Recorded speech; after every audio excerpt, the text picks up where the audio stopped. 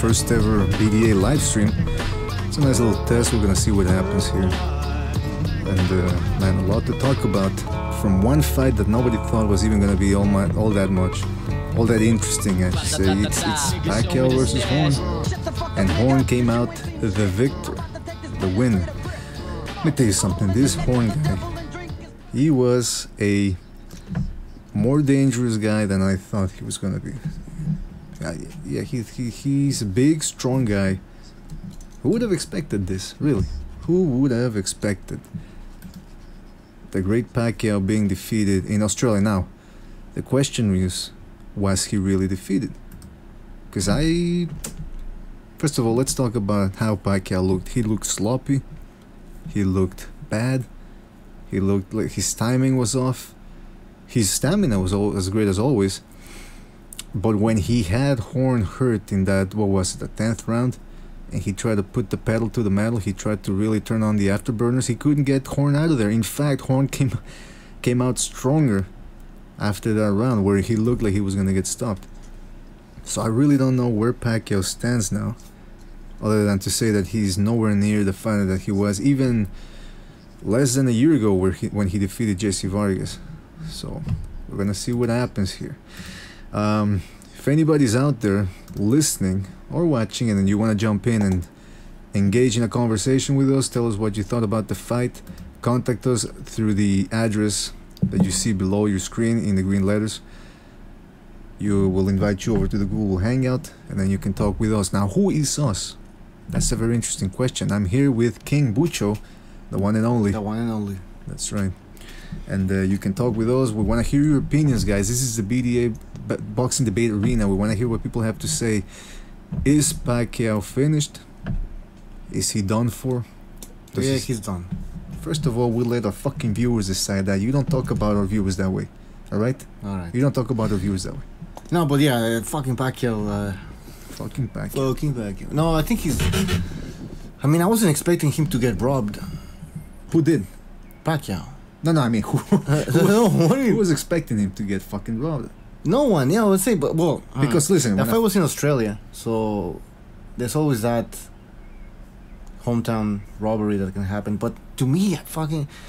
Horn didn't do jack shit. No, but he was close enough to be able... Even Timothy Bradley. Because Timothy Bradley, he's living off that fight that... No, but I'm saying is even Timothy Bradley was able to... He says that Pacquiao won, but even... I think before the 11th round, or during the 11th round, he said that the fight was too close for comfort for Pacquiao. Meaning, it was close enough that he knew the judges could steal it. Timothy Bradley was giving too much credit to Horn because of his heart. Because he came forward and he kept fighting. Alright? Is that true or not? Yeah. He was getting, okay, the heart. And why was Timothy Bradley focusing on his heart and his, he keeps going and... Because he knows how hard it is to beat Pacquiao. No, because in his mind, that's how he beat Pacquiao the first time. You know what I mean? It's like, oh, well, yeah, I beat Pacquiao because I had a lot of heart. That doesn't win you a fucking fight. Here's the thing. Here's what I saw. I saw Horn using some good footwork. Yeah. Deft footwork. This is what I always said about Pacquiao. Pacquiao, and people have realized it only now. Errol Spence pointed out too a couple of years ago. He says Pacquiao can't cut the ring off. He's not a pressure fighter. No. And it was evident now, as it was against Marco Antonio Barrera in the rematch, or was against Shane Mosley and Timothy Bradley. You keep Pacquiao turning and twisting, he can't land that left hand. He can, and he tried a couple of times here to launch the right hook, but he couldn't stop Horn from getting the right angle, so that he prevented Pacquiao from landing the left hand. So if Pacquiao would have known how to cut off the ring, it wouldn't have been all that much close. Even then, the fight was close, but I still thought Pacquiao won. But man, come on, close. It was exciting. Well, it was competitive, but it wasn't close. Who was winning? I understand what you're saying. What I'm saying is, who was winning the rounds? No, Pacquiao. So it wasn't close. No, but it was competitive. That's what I said. There's a difference. It wasn't close. To me, close is when you have when you're going to okay, what's going on? Yeah. Okay. Like a split decisions. You know what I mean? Like this was a clear unanimous decision by Pacquiao. Right. So it wasn't a close fight. It was a competitive fight because it was a competitive fight because Pacquiao had to work for the win. That's what I'm saying. Then it's competitive in that sense. Oh, come on, man. What kind but of fairy dust you been snorting? Because Pacquiao was winning he won the most rounds clearly. So it's I don't know. I wonder if Bob Arum was freaking out or did he have this planned all along? Remember when Bradley? I am a prick. When do you remember when Bradley won against Pacquiao, and some people said that he was trying to bring Pacquiao down to back to the world because he was getting a little too big, and some people said he wanted to calm Pacquiao down, and so that's why they. I don't think so. I think the plan was to have Pacquiao fight Terence Crawford eventually on ESPN. Boy, that's over and now. that plan is over now. Then again, maybe you'll have now Timothy Bradley and Jeff Horn fighting. That's the thing. I saw some people saying, "Well, now make Jeff Horn against Errol Spence or one of those other guys." I don't think Jeff Horn. He was effective for 7 rounds. I'd say after he started fading. But even then, the last 2 rounds, he came back. I don't think he lost the last 2 rounds as clearly as he came back as in he. No, but he was landing shots, and Pacquiao he was almost dead. I mean, the guy was almost. But KO'd. Did you see Pacquiao landing any big shots? No, because Pacquiao looks old. He has lost his timing, and despite all of these flaws from Pacquiao, from this old Pacquiao, he was, in my opinion, dominating against Jeff Horn. So there wasn't any comeback from Jeff Horn, and he won a few rounds. That's it, man. Can I tell you something? And I want you to give me permission to say this, because I mean, Pacquiao, all due respect, he's one of the greatest of all time. One of the greatest. I'm not saying the greatest, but he's definitely one of the greatest of our generation. But the fact that he got robbed, I don't care. You know why? Because he should have. Him and Mayweather, I said it after the Mayweather-Pacquiao fight, I don't care anymore about them. Yes, Pacquiao has had better after the post-Mayweather fight, he's had better opposition, right? Because he fought the Bradley and he fought Jesse Vargas. But even now, getting robbed, and even though I don't agree with the decision, it's like, okay, he got robbed. Okay, his legacy is already sealed. So what difference does it make? True. You know what I mean? I mean, if he was a young up-and-coming fighter, or established now, like a guy like Errol Spence, and he got robbed, now you go, okay, man. But when Pacquiao said that he got robbed. Put it on. Yeah, all right, take it easy. But when Pacquiao said, "Oh, I want a rematch. We have a rematch clause, and it's gonna." Fuck you, you fucking whore. Oh, that was a hard. He was robbed. He was robbed. My miracle. So okay? So we know he was robbed, right? Yeah. But what I'm saying is, when Pacquiao said, "Oh, I want a rematch clause. There is a rematch. There is a clause rematch in the contract," I said, "Who cares? If Pacquiao comes in, he can improve. That's for sure. He can tighten up his game, tighten up his timing. So I think he takes Horn out in a rematch, or maybe beats him in a more decisive fashion. But long term, big picture wise, who cares, really? I mean, Pacquiao, Horn, they got bigger fish to fry right now in boxing. One of them is, of course, the Canelo Triple G fight, and we have Mikey Garcia versus Broner, and we have that HBO boxing two HBO boxing after dark cards that really live up to the boxing after dark. I wonder what's gonna happen with HBO though. Oh, with the ESPN thing? Who knows, man? Who knows? Yeah, so we're testing the BDA stream now. Everything looks fine so far. You can see the chat on the screen. The soundboard works. Ya son of a bitch!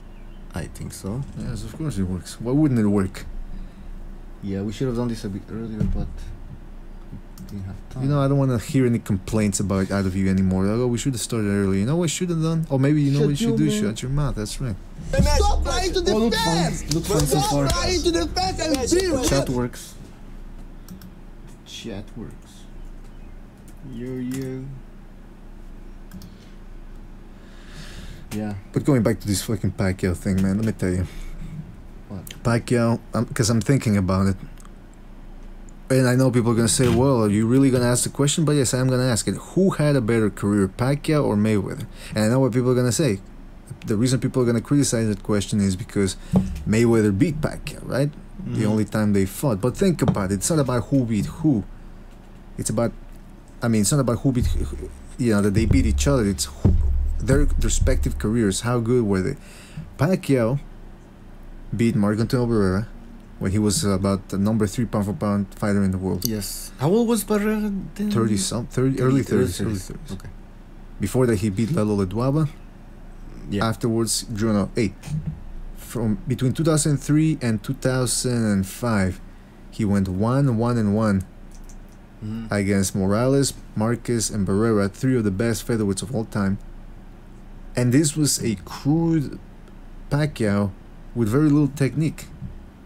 You know? Yeah, then So- Freddie Roach changed him. Exactly. Tightened up his game. He started knocking guys out. Started dominating guys, dominating bigger guys. I mean, come on. Okay, so what I'm saying is, he's had a bunch of good wins. Mayweather, like that's that lower weight Pacquiao. I'm talking between 118 pounds to 135. That's to me a lower weight Pacquiao, right? Yeah. Lower weight Mayweather, 130 to 40, let's say. Okay. Let's put him 140. Below welterweight. He beat Angel Manfredi in 2 rounds. Very good. Yeah. What do you mean? I mean, you're laughing because Manfredi now, he didn't do anything afterwards, but back then he had wins over Evan Robinson and Arturo Gatti. So, and Mayweather took him out in 2 rounds. He also beat Genaro Hernandez. Yeah. which Corrales. Corrales, to me, that's still his best performance ever. Yeah. Where are we at again afterwards? It's funny how some people still cling to that win. Like, oh, remember when he knocked out Corrales? Like, that was a 16 years amazing fight. I mean, I thought Corrales was going to win. Mm-hmm. But, I mean, that's the only win where I was, like, really impressed by Mayweather. Then some other people talk about his win over Gatti. But let's be honest. I mean, with all due respect, Gatti is... He's not a Hall of Famer, man. That's like Terence Crawford beating up John Molina. Yeah, but he's not a Hall of Famer. I know why he's a Hall... Maybe because of his story and, you know... Right. That's why they put him in there. But they're never going to put Mickey Ward in the Hall of Fame. No, never.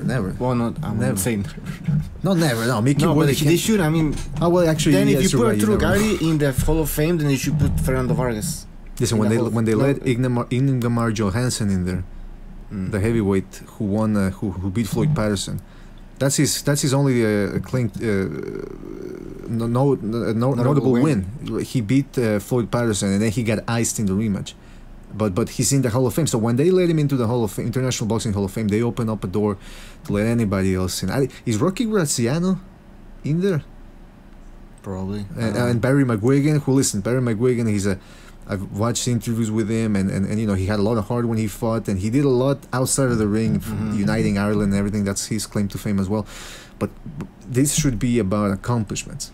Yeah, that's why you also have you have the 2 categories, right? You have the boxing category and you have the other participants, right? Participants. Yeah. It's participants. I think it's participants, yeah. Yeah, I mean, So promoters, I don't referees. think you should be evaluating a boxer's career, like a boxer's life outside the ring, right? Yeah, that's true. And that's what I'm saying. And then they think, oh well, he did this and that outside the It's ring. a game, guys. You want to Plus- think it's not. Some of the things he did inside the ring, and together, that's why he should be in the Hall of Fame. It shouldn't work that way. We should only focus on what happens inside the ring. I don't know how they do it in baseball, but from what I hear, the baseball in the Hall of Fame is exclusive, meaning it's only the elite that get in. So some people say that that's the way boxing should be. It's like See, it's not about fame, also neither. You know what I mean? well, that's the thing. That they say that the word fame is in the goddamn fucking title. So yeah, that's why I suppose it's that's true. Wait a minute. But it should be about. But listen, Wait it a should, minute. no. But the point still stands. It should be about accomplishment. So only the elite should get in there. So that even guys like who's one of the guys that recently got in that I thought shouldn't have. Fuck. Okay, let's say for example, Terence Crawford, who's one of the best right now. Let's say he were to retire or something, and all of a sudden, in 5 years, 10, 15, whatever, he should never get in because he hasn't done enough to get in there. You know what I mean? Yeah. Oh, now here's the other thing. Because we're just freestyling here. It's a first BDA transmission, so we're just having fun. So we're gonna be switching in between subjects, and if anybody wants to call in, join us through Google Hangouts, and we'll talk we about can do a group chat. Yeah, whatever. But here's a question that's really gonna rile people up. Let's say Andre Ward was shot in the knee or something, right? Like something happens, he has to retire. Is he Hall of Fame worthy right now? Who? Sorry. Andre Ward. Andre Ward, if he what? Let's say he were to retire right now. Oh man, Is he Hall of Fame after worthy? he supposedly beat Kovalev, That was my biggest fear. This guy's gonna retire, man, because there was a retirement talk after the first Kovalev fight, right? So are you asking me if he retires, would he be considered Hall of Famer? I think he would because of his gold medal. Well, that gold medal. I think they're gonna put it. Do they count that in the International Boxing Hall of Fame? I thought it was only about Is it only pro? It's a good fucking We question. don't even fucking know. I think they would consider it. Definitely, they would consider the Super 6 tournament. And the two Kovalev wins, meaning he's a 2-division world champion. So you don't count the Chad Dawson win, right? Listen, if they put Arturo Gatti in the Hall of Fame, of course they can put Andre Ward. Right. But I'm okay. He's Yeah, an American, you know, like I said, Olympic. He gave the U.S. a gold medal. He accomplished it. He won the Super 6. He's super middleweight champion, light heavyweight champion. Definitely, he would be in the Hall of Fame, in my opinion. yeah, he makes it in based on the current standards. Now, if it were the standards that I'm talking about, I mean, he would still make it in there. What were your standards for you? My standards should be that only the elite should get in there. And at this point, Ward is elite, and he's done since 2009. He's been beating rock solid opposition. So that's about 8 years he's been fighting good opposition and dominating them. Are you counting the layoffs, the months? Yeah, even with the fucking left, I would have him in the Hall of Fame. No, but he's saying he's been. Okay. Take away what was it? A year and a half he was out. Fucking 2 years. 7 years. Accumulate all the months of inactivity. It's probably like. Okay, because let's go. Yeah, but let's go all over the wins, right? He's got. No, I agree. He goes into the Hall of Fame. What's the debate here? Like. No, I was just enumerating the wins. We know Andre Ward is going into the Hall of Fame, but. I mean, it's a very strange career he had, you know. Yeah, very peculiar. And I'm saying he would be a Hall of. He would go into the Hall of Fame, because if Gatti went into the Hall of Fame, then Andre Ward. Definitely. That's what I'm saying. That's what I'm yeah. fucking saying. It's like. Okay, I wasn't challenging you on that. You better No, take talking it easy. about Andre Ward. Again, too let's explain to people what the fuck we're doing now. Explain. The situation right now is we're testing out the BDA live transmission, seeing how it works. You know, what we also need to check is if people can actually get through to us. So if you want to join us, you see the little address there in the green letters down on the left bottom of the page. Contact us at that email, at that address, and we will invite you to the Google Hangouts so that other people can hear you talk and tell us what you think about this whole malarkey, whether it's about Andre Ward, about the Pacquiao horn controversy, or even, hey, you know, I think it was yesterday, right? Another little fight that people overlooked was Robert Easter Jr. against Denis Shafikov. It's a nice little action-packed fight there. Oh yeah, I didn't see that one. And I thought, yeah, you didn't see it, but Easter Jr., I didn't know, is with Adrian Broner's promotions. He has a promotional company. Well, everybody It's has about a promotional building. company. Well, I mean, if you want to call it a promotional company, what I'm saying is, I thought he was with Mayweather. Turns out he was with Broner, which led me. Smart move. Well, it led me to think. Smart move. It led me to think, who would I rather be with if I had a choice? Mayweather Promotions or About Billions Promotions? Which one would be? I'm gonna test this thing. Yeah. Okay. Which one would be the least bad company? And obviously I have to go with Mayweather Promotions between that and About Billions, because at least Mayweather's, you know, he was getting people over there at the PBC, and Broner is as well, but God knows how long those things are gonna last. And there's also Gervonta Davis, who's with Mayweather, so he's the guy that I suppose are banking on to see if he can make Mayweather Promotions something bigger. Nevertheless, that was Denis Shafikov against Robert Easter Jr. And the thing is, a lot of people said that the fight was closer than the scorecards indicated. One judge, and I'm going to look up his name, because really, we should be calling out these fucking judges with their crazy scorecards. Let me see here. Robert... Tony Wicks should be on that list. No, I'm talking... Tony Wicks. Did I say referees? I meant judges. Judges. Yeah, judges. I'm thinking of referees. The fight was closer, right? Referees and judges. Shafikov was able to get inside, okay? The much taller, inside the much taller Easter Jr. So it was a competitive fight. One judge had it, I'm going to tell you, one judge had it 120, one something, right? Let me see the scorecards here. I should go get a beer. Should go get a beer. As if you didn't have a 4 already before this whole thing. Yeah, fucking drunk. are you? I should remember you. Who the fuck are you? He's gonna go with his little beer. I'm gonna tell you about this fucking cheering crowds for me. I don't want people cheering for me. If people cheer for me every time I say something that's worthwhile, we're gonna be here all night. Alright. Let's see the fucking box rec is... here we go. Alright, so I wanna call... Okay, Judge Carlos Ortiz Jr., one of the judges for the Robert Easter Jr. versus Denis Shafikov fight. He had it 116, 112. Okay, I can see how you would have it 8 rounds to 4 for Robert Easter Jr. Then we have Eugene Grant and Jamie Garayua. Is it Jamie or Jaime? No, it's Jamie. Jamie Garayua. So Jamie Garayua and Eugene Grant had it 120, 108 for Robert Easter Jr. Can you believe that? Can you believe that? What a travesty. Listen, we gotta keep calling these judges out. Because I don't know, incompetence or negligence, right? Or maybe fucking they're corrupt. Let's go right ahead and say it. Corrupt. Because 120, 108, that means Robert Easter Jr. won all the rounds? That's insane. That really is insane. I'm back. Just talking about the fucking scorecards. 120, 108. 2 judges had it 120, 108. I didn't see the fight, man. No, I know you didn't see the fight. You already said that. But what I'm saying is, those 2 judges fucking suck. And I don't know, negligence or corruption? You tell me. How many fucking keys? You got Where's the fight? Denis Shafikov. No, where? Oh, where? Toledo, Ohio. Oh, that event. Is that where Easter Jr. is from? Where is Easter Jr. from? Let me see here. Toledo, Ohio.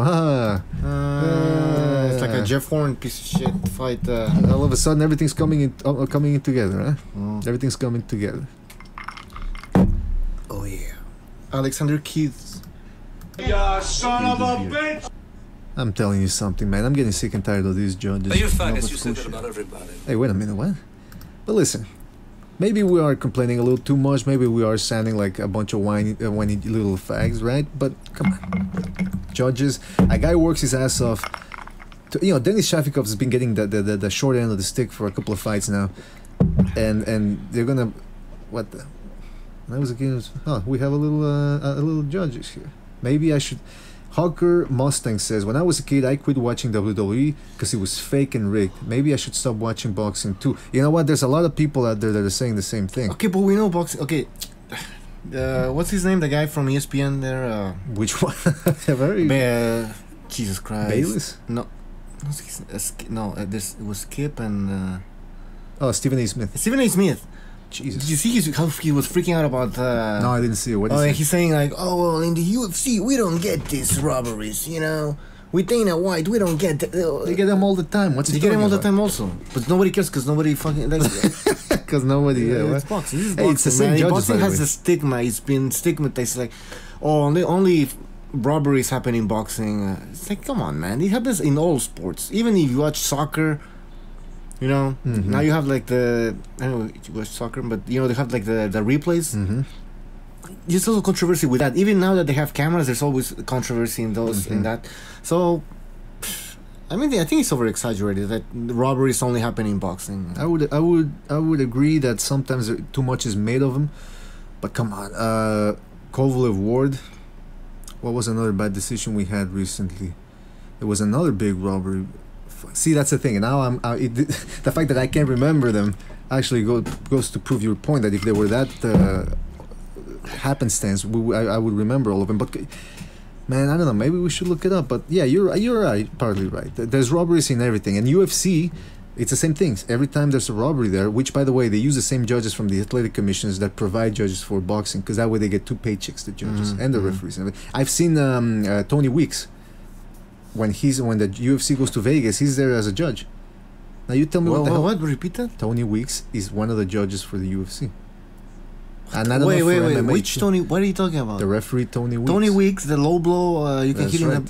You've never seen him around in the UFC, octagon? Around the octagon? No. Because, like I said, they use the same people from the athletic commissions that boxing, MMA.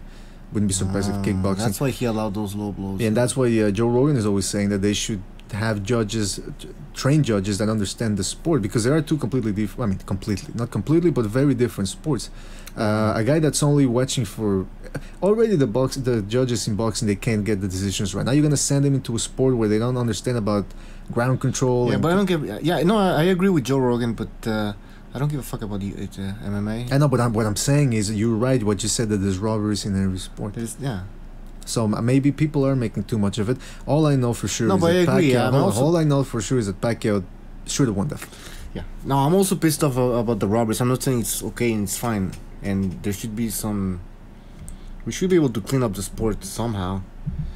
But yeah, these things are gonna happen again, and so it's not like we shouldn't stop watching boxing just because of that shit. No, but you know what? We can't let them win. We can't. Who said that? No, I mean, like we can't let the terrorists win. Oh, okay. Yeah, I mean, listen. At the end of the day, these things are gonna happen, but that's why I'm saying we should call out the judges too, because if the director of the athletic commissions aren't gonna do anything, we should call him out. It is a game, guys. You want to think it's not, huh? And so yeah, this is a BDA testing, guys. If you're watching this live, or you're gonna watch this after. We're just testing the chat, the stream quality, the Google Hangouts. Although we don't have any. Haven't had any takers yet. I don't think anybody wants to step into the arena, even though we're not gonna fucking jump on anybody. You tell us what you think, and whether you're right or wrong, it doesn't matter, man. This isn't the boxing voice, you know. I've never. Whatever. Well, no, I'm just saying, I don't know how they operate over there. That's why I didn't want to make a comment. But what I'm saying is, the phones and shit. Listen, this isn't about us here. This is about you guys. If you want to say something, you go ahead and tell us. Now, I have another comment from Hawker Mustang here. Wow, Tony Weeks is a UFC judge. Crazy. Oh, I know Hawker Mustang, man. You do? Yeah. King Butcher knows the Hawker Mustang. Oh yeah. He writes pretty good comments, man. This guy knows his shit. Now hold on, let me see, because I said up that Tony Weeks is a MMA judge. Let me just see if I'm not stalking out of my ass here. Yeah, there's a website called MMA Decisions, and you have Tony Weeks in there. Hawker Mustang is who is the Mustang? He loves the LDBC. Does he? No, you're gonna piss him off. Look at this. There's a website called MMA Decisions, and they have a listing going back all the way to 2001 of Tony Weeks judging MMA fights, and hey, he's done a whole bunch, man. Probably 100 something fights. No, maybe more. 2017, the last decision he handed in was on April 15, 2017, UFC on Fox 24. R. Moisano defeated Jeremy Stevens.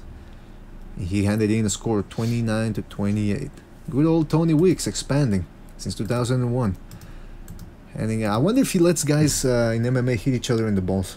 Think he doesn't? Nah, it's not the old days of the UFC. The good old days when you actually used to watch it, right? That was fun, man. The early UFCs were fun, to be honest. And also Pride Fighting Championship, I was a fan of that. Mm-hmm. If you guys used to watch it, it was amazing, man. It was like, it was real MMA. You had guys fighting with gis, judo gis and stuff like that. Mm-hmm. You had kickboxers. Absolutely. It was actually mixed martial arts. Now you watch the UFC, it's all wrestlers that start picking up striking. Yeah, exactly. And their striking skills are very limited. They look wild. They need to step up their game. They need to step up their striking, and a lot of fighters have said that, to be honest. You know, you can't cook with cold grease. You got to turn the stove on. That's right, they gotta turn the stove on, man. They gotta turn the stove on. Because they're striking right now.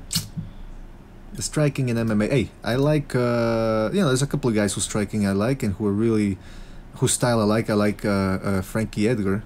Yeah, he can strike. He can box. A few can strike, but I mean a few. And the other ones are very wild. They're swinging. They look amateurish. Hawker Mustang says maybe they have tennis players judging boxing. Yeah. Wouldn't surprise me, man. I mean, listen, wrong decisions have been going on since boxing began, even pre-Marcus Queensberry rules. A lot of shady decisions. People fighting in barns. You're gonna have a couple of bad decisions in there, even though there weren't decisions back then. But True. Sometimes they would say, "Oh, draw or tie or whatever." A lot of people gambling. Well, that's the other thing. It's the gambling too. You think gambling doesn't affect let's see. Jeff Horn, he was a 5-1 underdog. Mm-hmm. I mean, yeah, maybe.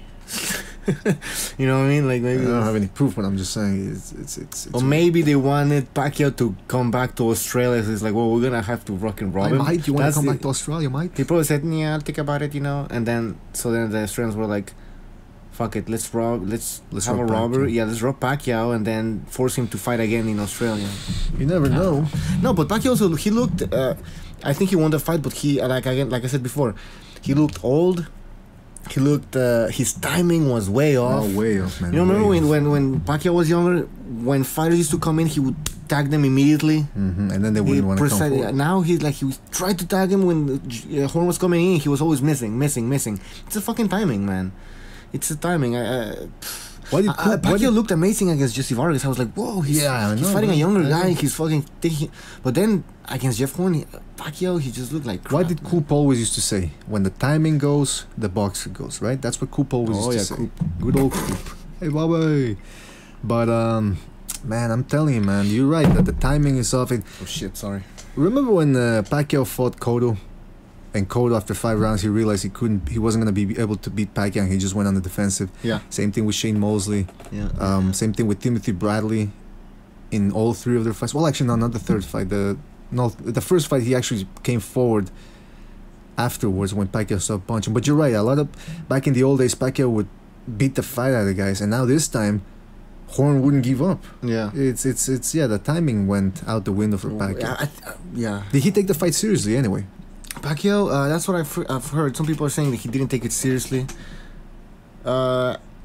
Jesus, he was in shape. He didn't look all that tired afterwards. He was no, actually he didn't strong. look tired, to be honest. He just looked. No, that's right. No, I think if Pacquiao hadn't not taken this fight seriously, we would have seen a tired Pacquiao. You know, like he was tired. He's not throwing punches. He always threw punches. He was always active. He's always coming out. He didn't look tired, but his timing was off. And that is not because of lack of training. That's because of age. He's getting old. Yeah, it happens to the best of them. Yeah, that's it. So I don't think he took this fight lightly. I just think he's fucking old now.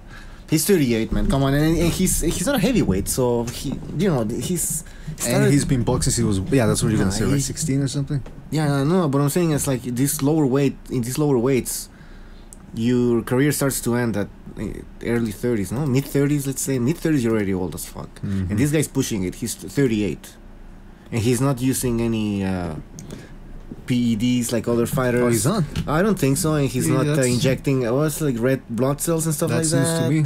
No IV shots. I don't know anything about PEDs, man. No IV shots. So I mean, this guy's doing it natural.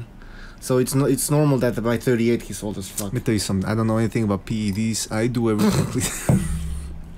You know what I'm fucking saying. Did you see? Didn't I show you? Let me show you something. Speaking of PEDs. Wait. Was that the right sound you were going for? Well, which one were you going for? We're practicing this. Well, which one? Put the ones I made, man. Yeah, they're over here. We got Frosh, we got Bang Bang, 60 years. Frosh. Before I knocked out George Groves at Wembley Stadium in front of 80,000 fans. Who could forget Carl that? Froch, man, another overrated fighter. Let me show you no, something. he wasn't overrated. You know who was fucking overrated? Joe Calzaghe. I'm sorry, man. I don't want to. No. We're That's not gonna something piss I'm off all gonna the get- Brits, but Yeah, that's something I'm not gonna get into. Joe Calzaghe wasn't the greatest of all time. No, he was not the greatest of all time. What was And the great, they said that in the debate? in the ringside with Johnny Nelson. Yeah, they did a show. It's on YouTube with Johnny Nelson, Joe Calzaghe, Roy Jones, Chris Eubank. What's the other guy? The Irish guy. The Irish guy. Anyway, the fuck is his name? Sorry, man. Like, I'm fucking drinking here. But anyway, I just wanted to show you something. Speaking of PEDs, and you guys can look this up on the internet too if you want. Oh yeah. This is now. This was Vitor Belfort. You can put the picture in the thing. Yeah. Oh really? Yeah. So just go ahead and do it. So keep talking. There's Vitor Belfort in the early 2010s. I'm gonna say 2010, 2011. He was on testosterone replacement therapy and he was knocking guys out. He knocked out Bisping and Luke Rockhold with spinnings. He was getting up. I think against Henderson too. He knocked him out. I don't remember if he was with a kick. But look at this. This was TRT Vitor. You can't see it, but the first one on the left, the left picture, it says Vitor Belfort 2012 TRT, and then the picture on the right, Vitor Belfort. There you go. You can see it now. 2017. post testosterone replacement therapy. Look at his body. Hey, look, 2017. He doesn't look bad. I wish I looked like that. No, that doesn't happen in boxing, right? Like, But I just want to point something out. Sorry. I'm being sarcastic. I mean, maybe not to that extent like that. Right. But come on, we know the sport of boxing is also full of Absolutely. cheaters.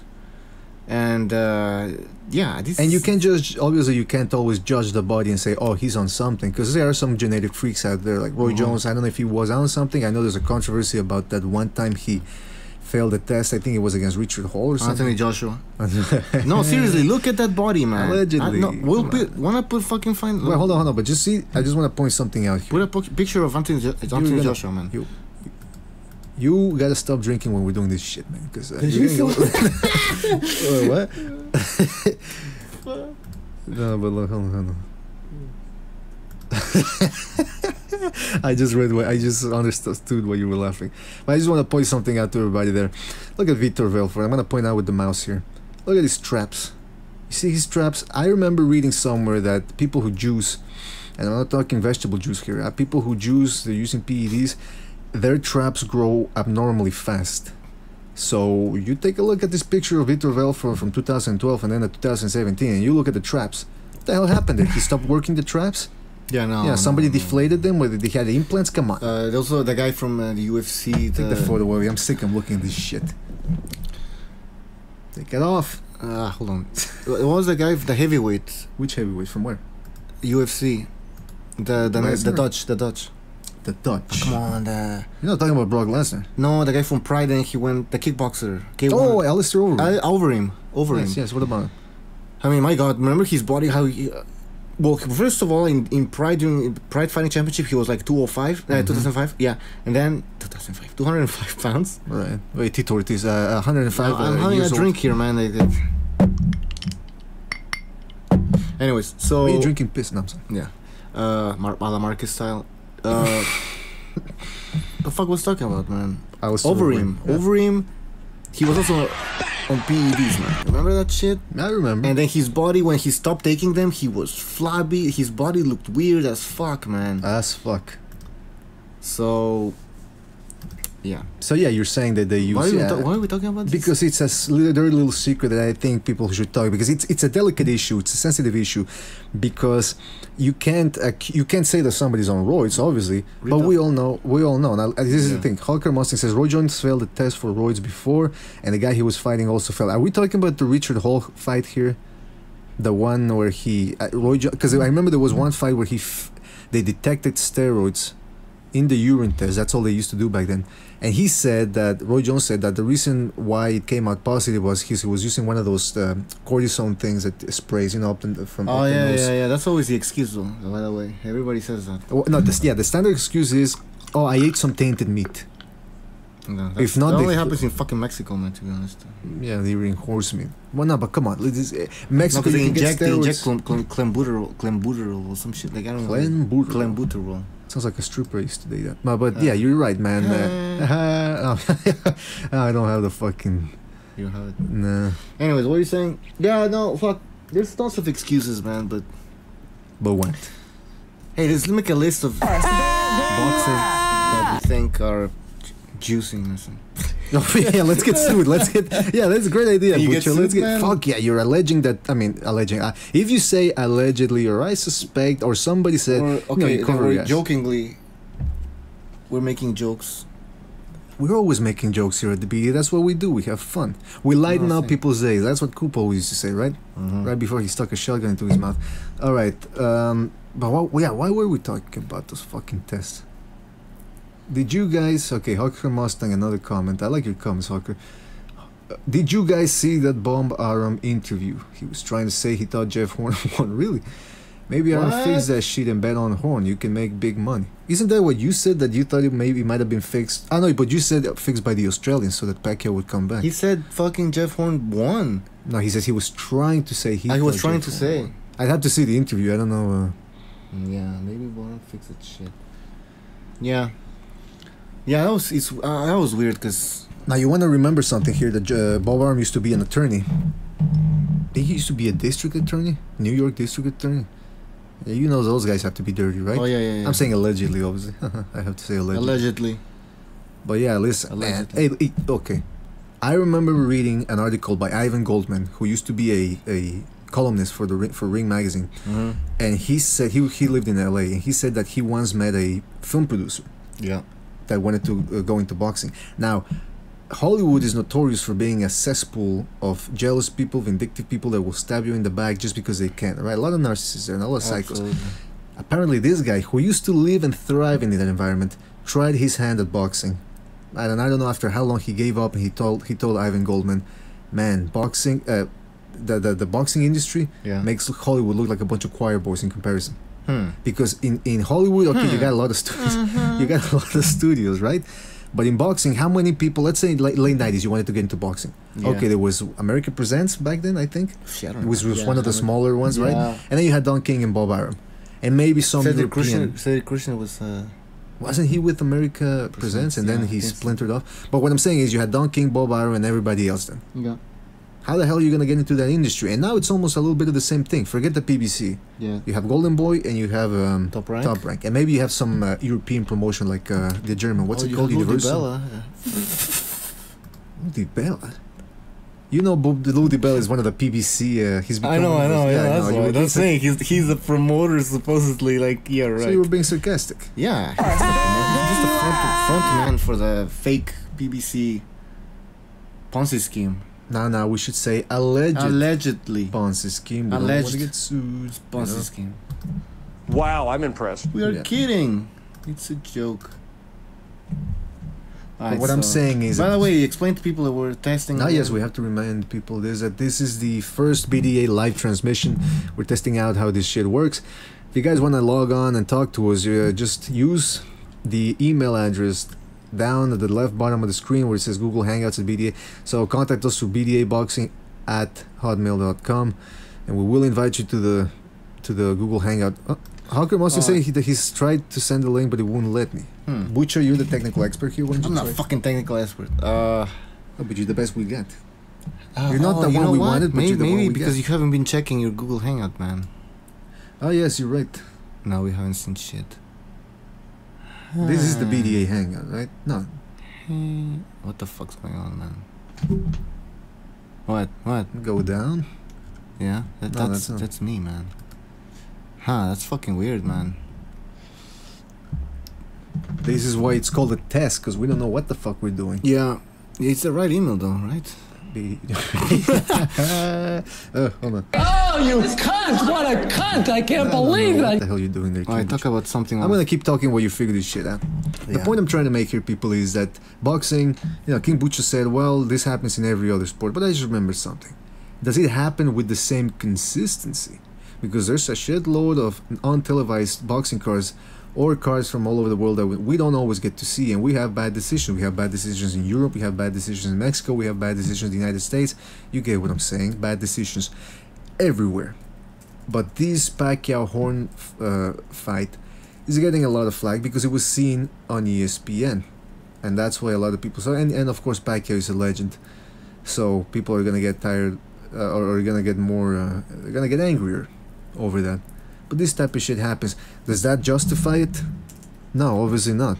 But it's something that after 20 years of boxing, you kind of start getting used to. Or if you didn't get used to it before, what are you gonna do? What are you gonna do? Stop watching boxing? Go ahead. You're gonna come back to it eventually. I know I always do. Can't stop it. It's an addiction. It's a horrible addiction. I'm just telling you the truth. That's why even I'm afraid, guys. I'm afraid of saying it, but it's the truth. I'm gonna be honest here. That's what I do at BDA. The Mayweather McGregor. I haven't even talked about it. I don't want to talk about it with people. But am I gonna get the bite the day before the fight or the day of the fight and say, you know what? I'm just gonna, like Steve Kim says, go on the radio. McGregor, Mayweather. Yes, that's what I'm fucking talking sorry, about. I know, but you don't have to interrupt to ask me. Sorry. You're sorry. Sorry doesn't cut it, bucko. No, I okay. see. But what was I saying? But yeah, am I gonna watch the fight? Am I gonna fall under the spell and say, come on, I'm gonna just tune into the radio? I'm not free. spending $1 fucking on that shit fight, man. I'm gonna maybe try to stream it. You mean watch on the radio, you fucking idiot? Watch on the radio. Stream or listen to on the radio. That's what Steve Kim always says. He doesn't say... Allegedly stream. I would allegedly stream. First of all, I just want to say... streaming is highly illegal. And against the law. And against the law. That's why it's illegal, obviously. But listen, I just want to make it clear that I don't watch streams. I don't know how to watch streams. We don't even know how to work this shit right now, this live stream. So you think we're going to be able to watch a stream? Absolutely I don't think not. So. Absolutely not. I meant radio. It's unconscionable that we would watch an illegal stream? Never. From an illegal source? Absolutely not. It's not the type of people we are. Okay, people? It's just not the type of people we are. Oh, I love women. I love big booties, big bounce that ass, you know what I'm saying? I don't know what that has to do with boxing, but I do love women, and I tell you what I don't like, illegal streams. Okay, so did you send the actual... Man, I think because they... Wow. I think they have to send us a message on Hangouts. Oh, and then we send them? No, then they send us their email, and then we add them to that conversation. You want to repeat that? So basically, people send us their email on Hangouts. So they send their emails to bdaboxing@hotmail.com. We get their message, then we get... So aren't there any messages here or something? Maybe I don't see anything, man. No, but you have to go to the Gmail address, right? To the account. This is the BDA. Here, you would see a message here, I think. Are you sure, Private Pile? I don't know, man. Yeah, I think so, man. You think so? Why don't you go ahead and check the Gmail, the Gmail account there, and go to the messages, because you're on the Hangout account. It's the same shit. It's the same shit. You just told me you don't know what the hell you're doing. Now you're gonna tell me you do. Wait, hold on. You know what you are? Are you a faggot? Keep talking, man. So what's the story with you two? You a couple of fags? No, we're not a couple of fags. We're just trying to do a nice little boxing show here. That's what we're doing. All right. So what was I talking about? Oh yeah, Bob Arum, ex-attorney, or DA, I think. I want to get this clear about the Roy Jones thing. Hawker Mustang writes, Roy Jones tested positive for steroids. He was 5 or 6 times over an acceptable level. Jesus Christ, yeah. You don't get 6 or 5 times over the level using a fucking cortisone spray, that's for sure. Richard Hall was about 10 times above an acceptable level. Jesus, and he still got his ass kicked. Just goes to show the fucking steroids don't help. But yeah, Roy Jones, listen. Mostly tested positive against the lawyer in the second fight. Remember? He never tested positive. It came out after when Victor Conte got nabbed. But he tested. Okay. He never. That's the thing. It all came out during the court proceedings, so the test never caught him, and he would never have been. Oh, I know. But we found out he actually injected shit in his stomach, and then the cream. He had the clear. Allegedly, no.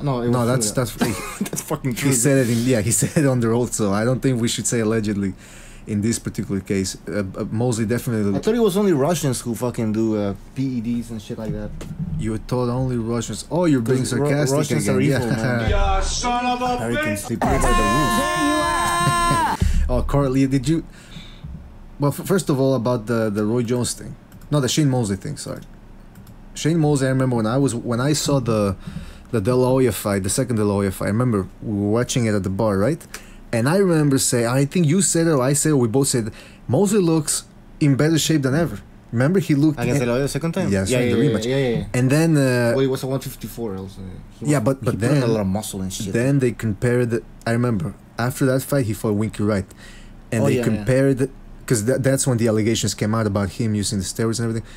And so they used a photo. They compared the photo of the De La Hoya rematch weigh-in compared with the Winky Wright weigh-in, and you could and Larry Merchant goes, well, I don't see a difference, but you could see a difference. Mosley looked bigger, the chest, like again the traps, like I said, and of course it came out that he was using I don't know if testosterone or something. He was injecting shit into his abdomen, and he was using cream. And that's not abnormal for Mosley. You know, they tell him take an injection in your abdomen, and he's like, okay, I'm gonna take it. And like, oh, I didn't know I was taking some illegal shit. Who the fuck injects shit into their abdomen? I tell you. What is this? Fucking the movie The Rock there when they inject the syringe into their heart and shit. Like, remember that? Which one? The Rock, the movie. Oh yeah. The ex-gas in it. Yeah, they have to inject something into their heart and shit. That's right. That's right. Mostly didn't know he was taking something illegal, right? Because, you know, he was just taking a shot on the abdomen, which is completely fucking normal. His words fucking bullshit ravaged my soul. Fucking bullshit. I tell you, it's And then Roy Jones. That's what I always also wanted to mention. Roy Jones has always looked sensational. The guy has a no homo, right? No homo, but the guy has a fucking athletic looking body, the muscles bulging and everything. I'm thinking, wow, the fuck. Some people say, well, he's a genetic freak. Okay, he's a genetic freak, but when he went up in weight against John Ruiz, he fought Clinton Woods in November, and then he fought John Ruiz in March, and he looked huge against John Ruiz. Obviously. And then he loses from March 2003 to November 2003 when he fought Antonio Tarver. He lost a lot of muscle. So I want to know how humans can do that. And some people say, well, they're professional athletes, elite level athletes. Roy Jones is a genetic freak. Nah, something weird is going on here. Another comment from Hawker Mustang, or good friend Hawker Mustang, or only friend perhaps in the world. Tommy Morrison admitted to taking lots of he was asked, did he feel bad about using? He said no, he thought all top guys were using. Well, I agree with that last part of the statement. James Toney was using steroids too, and he looked like a fat blob, so that's why you can't always rely on how guys look. But definitely everybody's using it. Tommy said without roids he would have been a cruiser. Yeah, that's fucking true. He did say that. No, I don't know, but it's true. He body, the way his body looked. Yeah, he looked bulked up and everything. Yeah. And there's another thing is, if you look at the muscles from the back too, sometimes if the muscles are bulging out of the back, and the back is a hard place on the body to develop, and some of these guys have muscles bulging out of there. Okay, I understand they train every day, sometimes twice a day, but come on, man. And here's the thing: you said Pacquiao, that you don't think Pacquiao has been on something. Didn't Paulie Malignaggi just take something? No, what? Yeah, but I'm saying, didn't he fucking insinuate that Pacquiao was on something? Oh yeah, he did. Yeah, Malignaggi for some reason has been pissed off against Pacquiao for a long time. I don't know why. I think I know why. Maybe if anybody Pacquiao knows, can they fucking please tell me? He also shits a lot. He was shitting on Freddie Roach. I mean, this guy's a fucking asshole, man. Also, I think I forget when it was, but Malignaggi also alleged that, or insinuated that. Actually, I think he said it outright. He said that Cotto, and this was when Cotto was undefeated. Paulie Malignaggi once said that Cotto was on roids as well. That he had heard from a trainer. You know what? Instead of doing all this fucking thing that could lead us into trouble, let's see. Malignaggi. I'm gonna Google this shit. Malignaggi, Cotto, steroids. Let's see what Google says. Okay, first article is Paulie Malignaggi explains why he thinks Manny has used PEDs. Cotto keeps style, but Malignaggi was in. Paulie Malignaggi is just jealous that he didn't have any punching power, ever. Paulie Malignaggi had a good career for a guy who couldn't punch. But you're right, I don't know why he has a hard-on for Pacquiao. And when I say hard-on, I don't mean it as in he's sexually attracted. He loves Floyd. And he loves Floyd, but why does he hate Pacquiao so much? Because he loves Floyd. It's like, if you love Floyd... It's like if you like De La Hoya, you can't like Trinidad. Or if you like Roy Jones, you can't like Bernard Hopkins. Or if you like Joe Frazier, you can't like Muhammad Ali, right? Is that what you're getting at? Yeah. No, he's just weird. He's so weird, man. He likes the flamboyancy. He wants flamboyancy.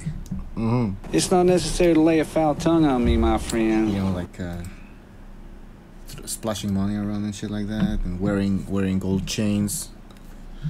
It's like, you can do whatever the fuck you want, but then again, I can say whatever the fuck I want to. So look at you. An 18. An 18, yeah. But now you're gonna tell me, man. We're doing a little BDA live test here, so just saying how things work. If you want to join us, did you check the email, by the way?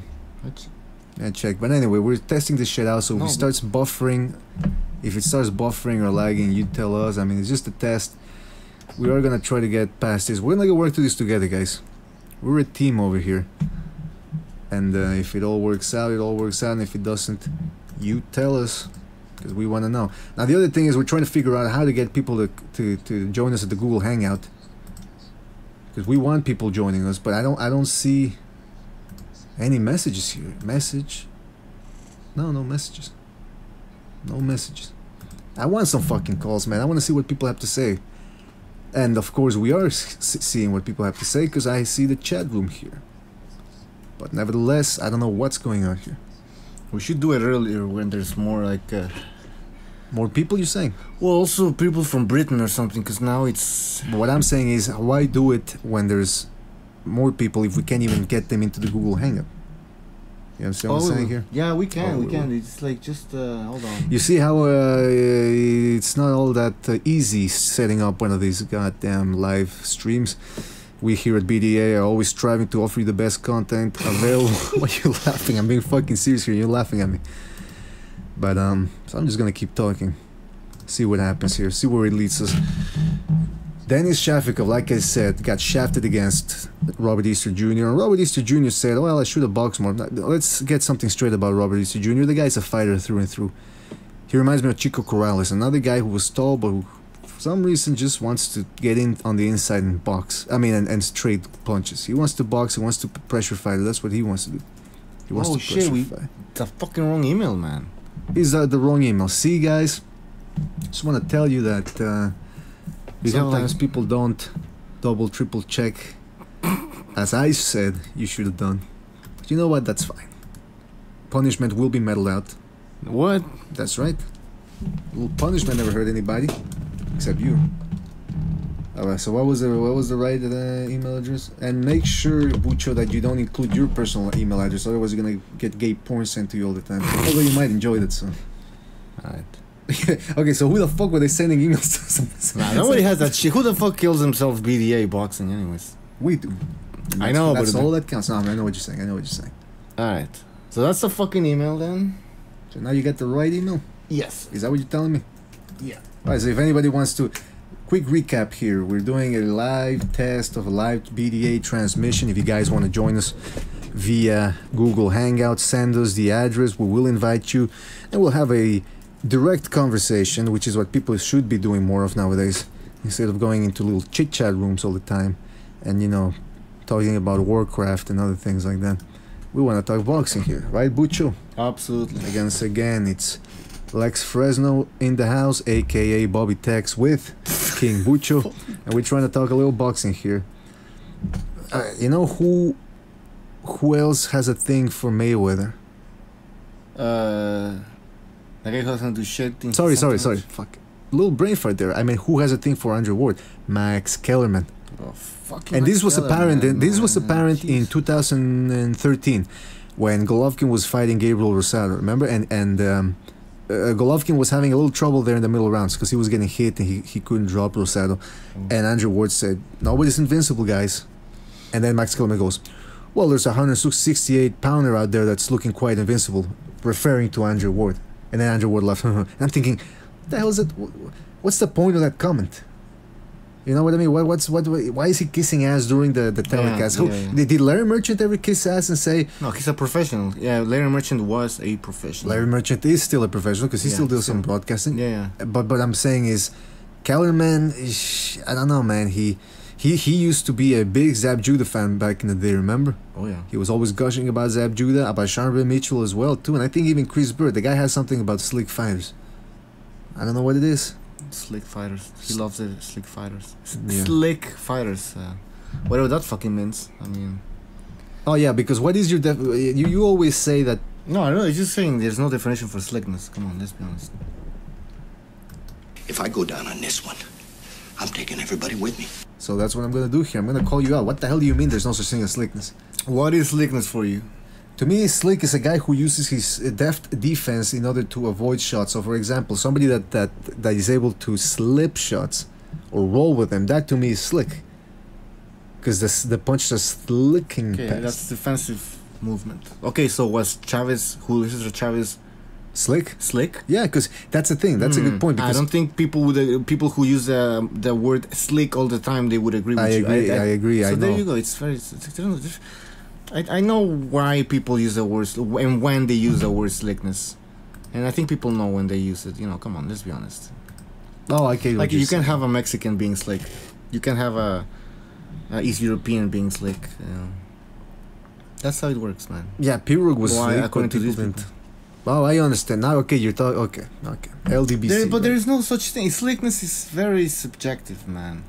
Yeah, you're right. But then again, it's like it's like the term slugger. No, people. but some other things are not like punching power. Is that subjective? No. Okay, You know what I mean? but who would you categorize as slick then? I mean, would you categorize? I don't use that anybody as fucking word because it has no fucking meaning, man. Interesting. Very interesting. I didn't know that about you, King Bucho. And I'm a little shocked right now, I gotta tell you. It's like slickness. I'm a little shocked. Some guy that moves around the ring, oh, he's slick. Oh, okay. Somebody moves his head, oh, he's slick. It's like, well, which one is it? You know what? To me, slick. So I could just run. What slick means, as like let's say a slick surface, meaning things slide off of it, right? That's a slick, like a dolphin's exterior slick. Yeah. So to me, that's why I say slick is somebody that's able to roll with shots, because moving your head, that's not really. I understand what you're saying. Running around the ring, is that slick? No, that's just you got good legs. Yeah. You got good legs that allow you good footwork. A lot of people think that slickness. By the way, because they look at the copy box, it's like, oh, well, look, he didn't get hit that much. Oh, he's slick. Exactly, yeah. There's a lot of ways to avoid punches. For example, Hassan and Dam. He's not really slick because he'll move a lot, but then when he's on the ropes, what? The comment. But when he's on the what is a cultural Marxist Jew? He's talking like the Frankfurt School of. Oh, we know what cultural Marxism is. Yes, we do. Or do we? Liberal. Let's call it the neoliberal. No, actually not neo because that's classical and neo. It's the alt liberal. Is there such a thing as alt liberal? Left, the alt left. Because I've been hearing, the alt right. No, we know there's alt right, there's alt left. Because people confuse neoliberalism with alt left. Neoliberalism is more like there's no difference between. Neoliberalism is like there's only that difference. I'm not going to get into politics, but it's more it's more of an economic. Can't go away now. It's like they pro free trade. It's like neocons. They're pro free trade. Yeah. And neoliberals are also pro free trade. So they have that in common. So neoliberalism has to do more with economics, I think. So it's like you always say that. But the alt left is something that's recent and new, and that has to do with cultural Marxism, which we're seeing in universities and all over the fucking place, man. But anyways, we're not gonna get into politics here. This is a boxing show. Yeah, we're not gonna get into politics. You already did. You got in there. Yeah, I did. Okay, so now what? Beer, you get in there. What were we talking about before the cultural Marxism? I was talking about slickness. Oh yeah, slickness. And you said that there's no such thing as slick. Essentially, well, give me a definition of in front of everybody. I already did. I told you somebody that rolls with the shots. I don't. But then I explained to you how some people like. That's your definition of slick. I understand, but there's whereas like people that say Golovkin is just a slugger. Are you really telling me that those people understand what the hell they're doing? Don't bring those people up. I'm telling you. I'm saying the majority of people think that. Yeah, they do. Slick boxers are. I'll tell you something else. I don't think Erislandy Larry is slick because I don't see him rolling with shots. What he does is he moves, he counters, and sometimes you can trap him into the ropes. And when he's trapped in the ropes, all he does is cover up. He doesn't change levels. He doesn't roll with the shots. Some people call it slick. Some people would call it slick. Listen. Right? And then again, so only certain types of boxers can be considered slick. So it's. Listen, let's not use that fucking word. Let me ask you something. Would you have considered Dmitry Pirog slick? He had a good defense. That's right. But now... The majority of people would have... Yeah, that's the thing. Would the majority of people have... People who extensively use that word would not have used that word for East European fighters. I would agree. On East European fighters. Why are these European fighters coming out? The hell was that? Why are European fighters careful when you put things on the table? There you go. Why are European fighters, Eastern European in particular, coming over to the US more? Is it? No, it's money. It's the money, right? But why that? Look, the Soviet Union fell. What 90? Yeah, 91. 91. Why did it take so long for them to come back here? I mean, to come back here to make it. Well, I mean, they had to adapt to the pro ranks, I guess. But doesn't matter. The matter. What's important is that they are here, and they're taking over. Well, they're taking over. Could you say they're taking over? I'm saying they are. There's a lot of increasing their share of the pie, if I could put it that way. Yeah, and some people don't like that, man, because boxing is more than just boxing. It's it's a battle of. How can I say this?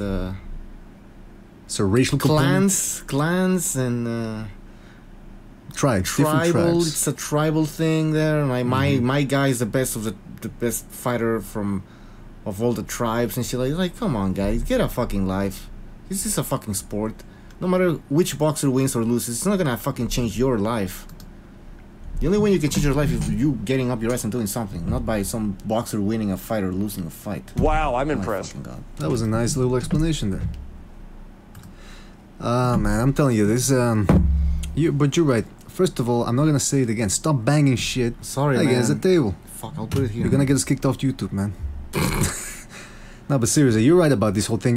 But like, I don't think I've ever broached the subject yet in either of our podcasts about race. I know King Butcher, you're always talking about the LDBC and all that, but I really don't like to get into it because it's part of boxing, and now with the internet, it's just been expounded.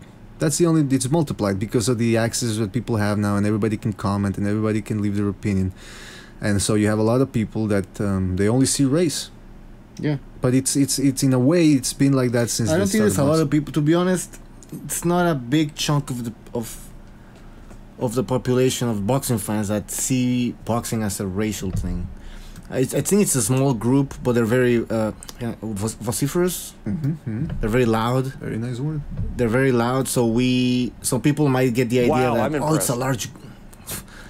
People might get the idea that it's a large group of people that are racist now. It's not a large group. It's a small group that they like to make a lot of noise, and they congregate together in a few YouTube channels, and so you see all this bullshit in one place, and you think, oh my god, there's thousands of people that think this way, but it's not. It's only a few people that are very loud, because if indeed these people were existed in large numbers, then you would see them supporting the Rigondeaux fights. You know what I mean?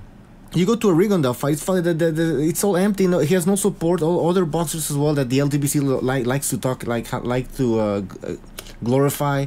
They don't have any fan base. Where are these people? Why are the LTBC fans showing up? Why aren't they showing up to watch these people fight? Very good point. And where are they? They're nowhere. They're nowhere to be found because it's only a few people, or they don't want to spend any fucking money. Who does, right? But I mean, I would fucking spend money too. No, but I understand what you're saying. Hey, look, Gennady Golovkin sold out across 2 coasts. He sold out the place at the what's it called, the famous one, Stop-Up Center. Yeah, that's LA. And he goes to Madison Square Garden and he can fill it up against the right opponent. So that means people want to see him fight. Now some people say, well, that's because there's people like sluggers and they don't appreciate sleek boxers. Well, that's not entirely true. Look at Terence Crawford. People like seeing him fight. And he's in Oklahoma. Jesus, where's he from again? Oklahoma. No. Not Oklahoma. Fuck, come on. Drink beer. What? Come on. Omaha. Omaha. Sorry. Yeah, yes, Omaha. Yeah. Yeah, but that's he's a big fan base there. But he sits down on his punches. That's what I like about him. So what I'm saying is, it's exciting. Although he is pissing off the media because he doesn't want to give interviews all that much because he's. Well, he has a shitty kind of like outside the ring kind of fucking life, huh? Yeah. That's the thing. So that's not. Who is gonna? I mean, he wants to blame the boxing writers for that, the media, or should he be blaming himself? He should be blaming himself. Although he's not gonna do it that way outside the ring, which is completely unacceptable. And then he doesn't want to face the consequences of that. It's pretty pathetic, man. But maybe he'll grow up eventually. I think he's already 30, man, or gonna be 30. It reminds me of when people used to say Jermaine Taylor, he's the kid is starting to learn. The kid is still learning. The guy was like 27, man, and he never never able quite to get better, man. In fact, he got worse. Actually, that's not true. Against Kelly Pavlik in the rematch, he didn't get stopped. He came in with a good game plan or a better game plan in the first fight. But anyway, regardless of that, we're talking about slick fighters and whether they can be famous, whether they can be attractive to the fans. We're doing a BDA live boxing transmission here, testing it out. If you guys want to join us, there's a address at the bottom left of the page. You can see it, boxingdebate@hotmail.com. King Butcher, is that the right email address? Yes, sir. Nice. Got confirmation from King Butcher that it is indeed the right address. So if you want to join us and talk, listen, I'm going to tell you something right now. I'm going to settle this. If you want to call in and we'll invite you to do the hangout, say whatever you want. Say whatever you want. This is the Boxing Debate Arena. I've said it a million times before in the podcast and in the videos we do. I want to hear what people have to say, whether I agree with it or not. Whether I agree with it or disagree with it. This is the Boxing Debate Arena. Say whatever the fuck you want. Is that right, Kimbucha? Absolutely. Whatever you want. And that includes things that don't really have anything to do with boxing or that are loosely related to boxing. This is a cultural program. We're here to enrich the minds. Am I right? Enrich the minds. A little injection of knowledge and breaking boundaries. We're gonna say things here that we might not like. I need to get another beer, man. You go ahead and get another fucking beer. Why don't you go ahead and do that, you fucking alcoholic? Man, it smells like beer here now. It smells like a bar. But anyway. Slick fighters. Erislandy Lara, I'll say it again, he's not a slick fighter. Just because you can move around the ring on your legs, you got mobile legs, that doesn't mean you're a slick fighter. You're just a guy with good footwork. A slick fighter to me would be, the epitome of that would be somebody like James Toney. Because he can stand his ground and roll with shots. And he's standing there right in front of you and you can't quite hit him flush. Same thing with Chris Bird. Chris Bird wasn't a runner. Who else? You know what? Willie Pep. Some people might say, would you consider Willie Pep slick? By the standard definition, like King Butcher said, the standard definition of slick is anybody that's good defensively. But for me, slick really should be somebody that knows how to roll with shots and can make a guy miss just by standing in front of him and not by ducking punches and moving. Because yeah, you can duck somebody's shots when you're standing right in front of him. But who have you seen really standing their ground and making a guy miss with a combination? You can't. You have to slip punches. Like James Toney, like Floyd Mayweather. Floyd Mayweather doesn't make people miss by moving his head. He makes them miss by rolling with the shots. And when he does duck under a shot or slip a shot, he moves out of the way. There's no such thing as standing in front of a guy and making him miss 16 times. Unless it's, let's say, Roy Jones fighting a bum. Complete bum. But even then, if you stand in front of a guy and you let him punch for 20 times, he's gonna hit you at least once. And don't send me that link to that video, that guy who goes around parking lots and hands people boxing gloves and says, oh, if you can hit me, I'll give you $100 or whatever. You seen that video, King Butcher? Yeah. That's not what I'm talking about. I'm talking about professional boxing here. Can't stand in front of a guy and make him miss just with head movement. You have to vary the defense. Parrying, slipping shots, whatever. So to me, a slick guy is somebody that can slip shots. So Willie Pep is one of the best defensive fighters of all time, but would I consider him slick? I don't know. Georgie Benton was slick. He was able to make guys miss with rolling. And like I said, Chris Bird. But Hassan N'Dam, and that's the other thing. Hassan N'Dam, I just realized, I used to say he had good footwork. But see, I made a mistake. Just because a guy moves a lot doesn't mean that he's got good footwork. Because he's always getting dropped. And sometimes he gets dropped. Okay, you know, yeah, David Lemieux dropped him, Quillen dropped him, and Murata dropped him. And these are hard punchers. But getting dropped so much, Curtis Stevens, another big puncher, dropped him. And he always gets up. So I'm asking you, do you think he's got horrible footwork or he's got good footwork? I'm going to have to watch some more fights. Yeah. Wait, how did he get... Because I always thought he had good footwork because he's able to keep guys turning. So I said, okay, it's not that... I guess it's not consistent, and also his hands are... I mean, his defense is not that good. Okay, but then it's not his footwork that's bad, like some people say. You thinking about it? Okay, let's say you have good footwork, so you can move, you know when to move and stuff like that, right? Right. But let's say you move, but you have your hands down. Okay. Is that good footwork? Let's say you're moving and you have your hands out. Yeah, well, because if that's one thing. So if you're out of position with your feet, that then you're allowed to. You can do that. You can lower your hands. Right. Guard. But if you're close to the opponent, you can't. First of all, if you're close to your opponent, you shouldn't be dropping your hands in the first place. That's what I'm saying. So, but N'Dam has good footwork, but he doesn't have the ring IQ, the defensive IQ to keep his hands up. Yeah. So he has the little the little habits. First of all, that motherfucker went into the Olympics, and a lot of people were saying, "Oh, he shouldn't be going to the Olympics. He's a professional boxer. He's gonna beat everybody at the Olympic level." The Olympic level is what, 3 rounds? So Canelo would lose to a lot of amateurs if it was just 3 rounds. Yeah.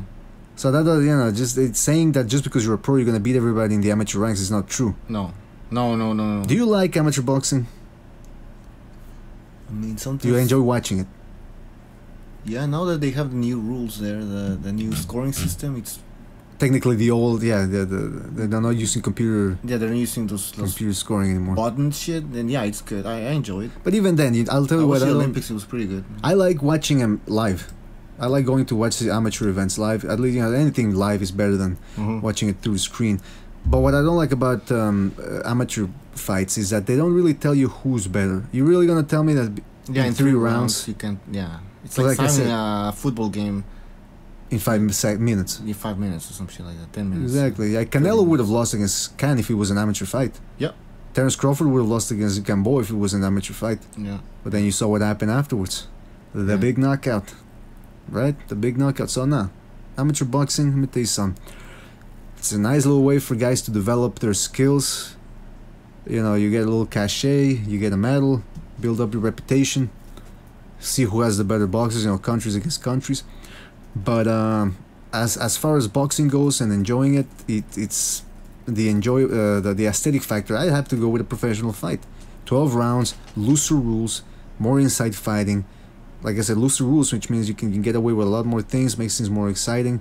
The fights are more exciting. The gloves are smaller. The gloves are smaller, right? They don't use 8-ounce gloves in the amateurs, I don't think. It's 10. Explain people what's going on. Yes, we are doing a BDA boxing transmission, a BDA live boxing transmission. We're testing out how things works. We're trying to get people to call in. If you want to join us, go down to the left-hand corner of the screen and you see those in green letters, boxingdebate@hotmail.com, to join us through Google Hangout, and we will include you, and everybody's going to listen to what you have to say. And you can say whatever you want. This is the BDA boxing debate arena. Say whatever you want, whatever's on your mind. And when I do say whatever's on your mind, whatever, this isn't there's no safe spaces here at the boxing debate arena. Which is why I'm saying that I don't like amateur boxing all that much. I mean, I enjoy it, but I don't enjoy it as much as we prefer pro boxing. I prefer pro boxing. I think most of us do. And I prefer watching. When I watch amateur boxing, I like to watch it live.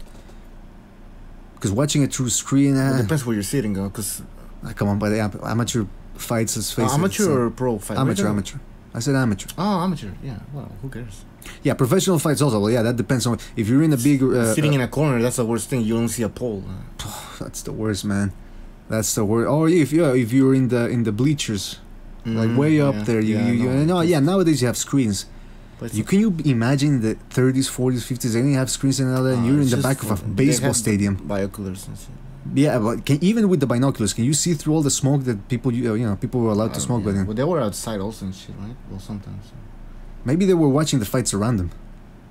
Because you cram 55,000 people into a stadium, there's gonna be some fights, right? Yeah. Smoking, drinking, good old days.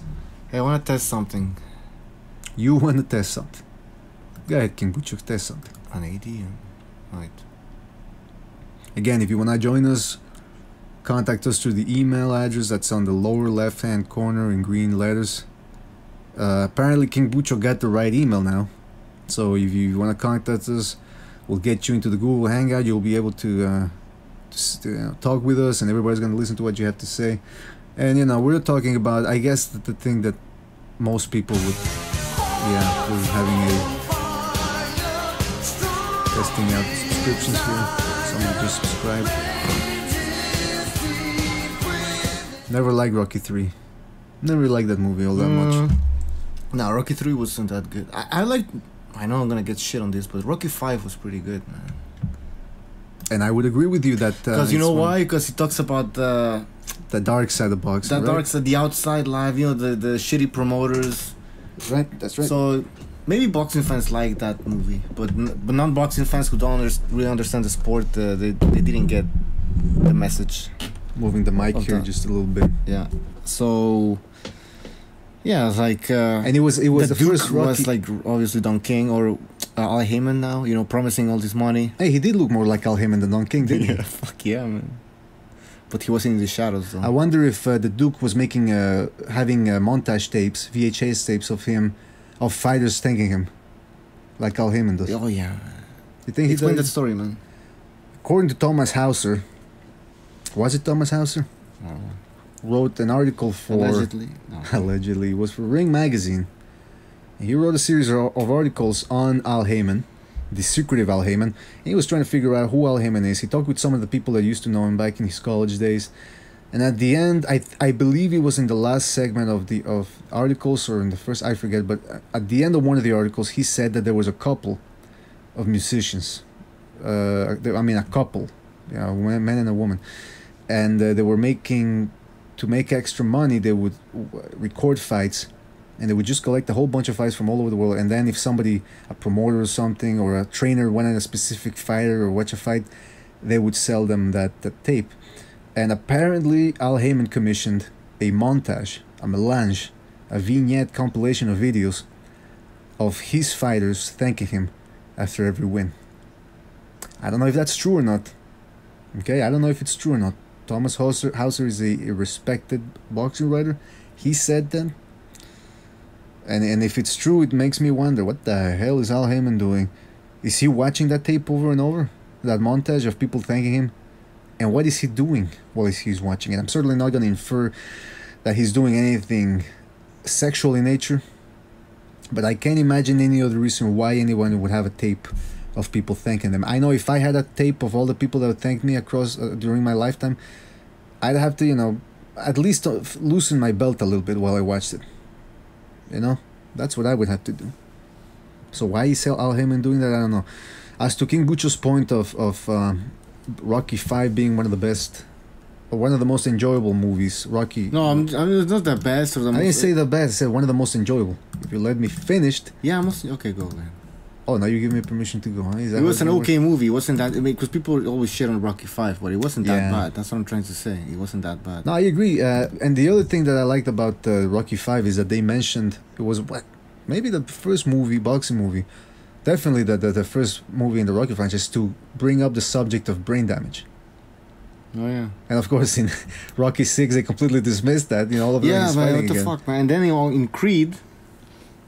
when I saw the trailer, before I saw the movie, I watched the trailer and they show, they tell you that Rocky's sick or something, right? Mm-hmm.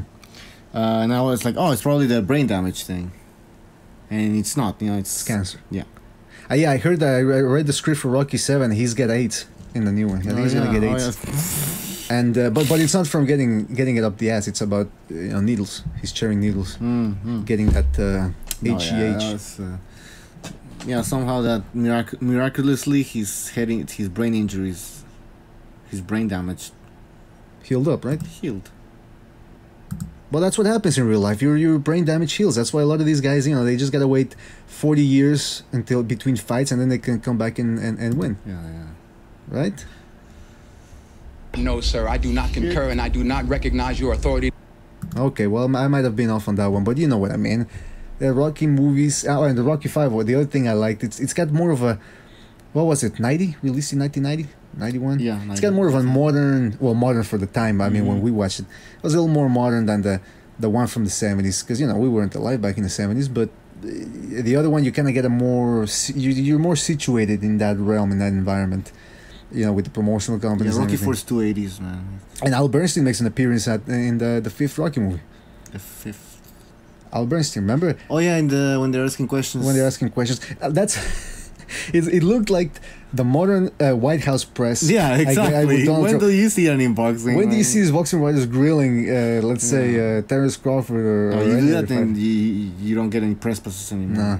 Yeah, being a boxing writer, it's first of all, there's very few actual boxing writers out there, and if you want to do any hardcore journalism, you're gonna get booted from the press, and you're not gonna be able to get interviews in there. And remember the guy from Second South, Radio Rahim? Yeah, Radio Rahim. He was asked. He likes to ask tough questions. Yeah, which is understandable.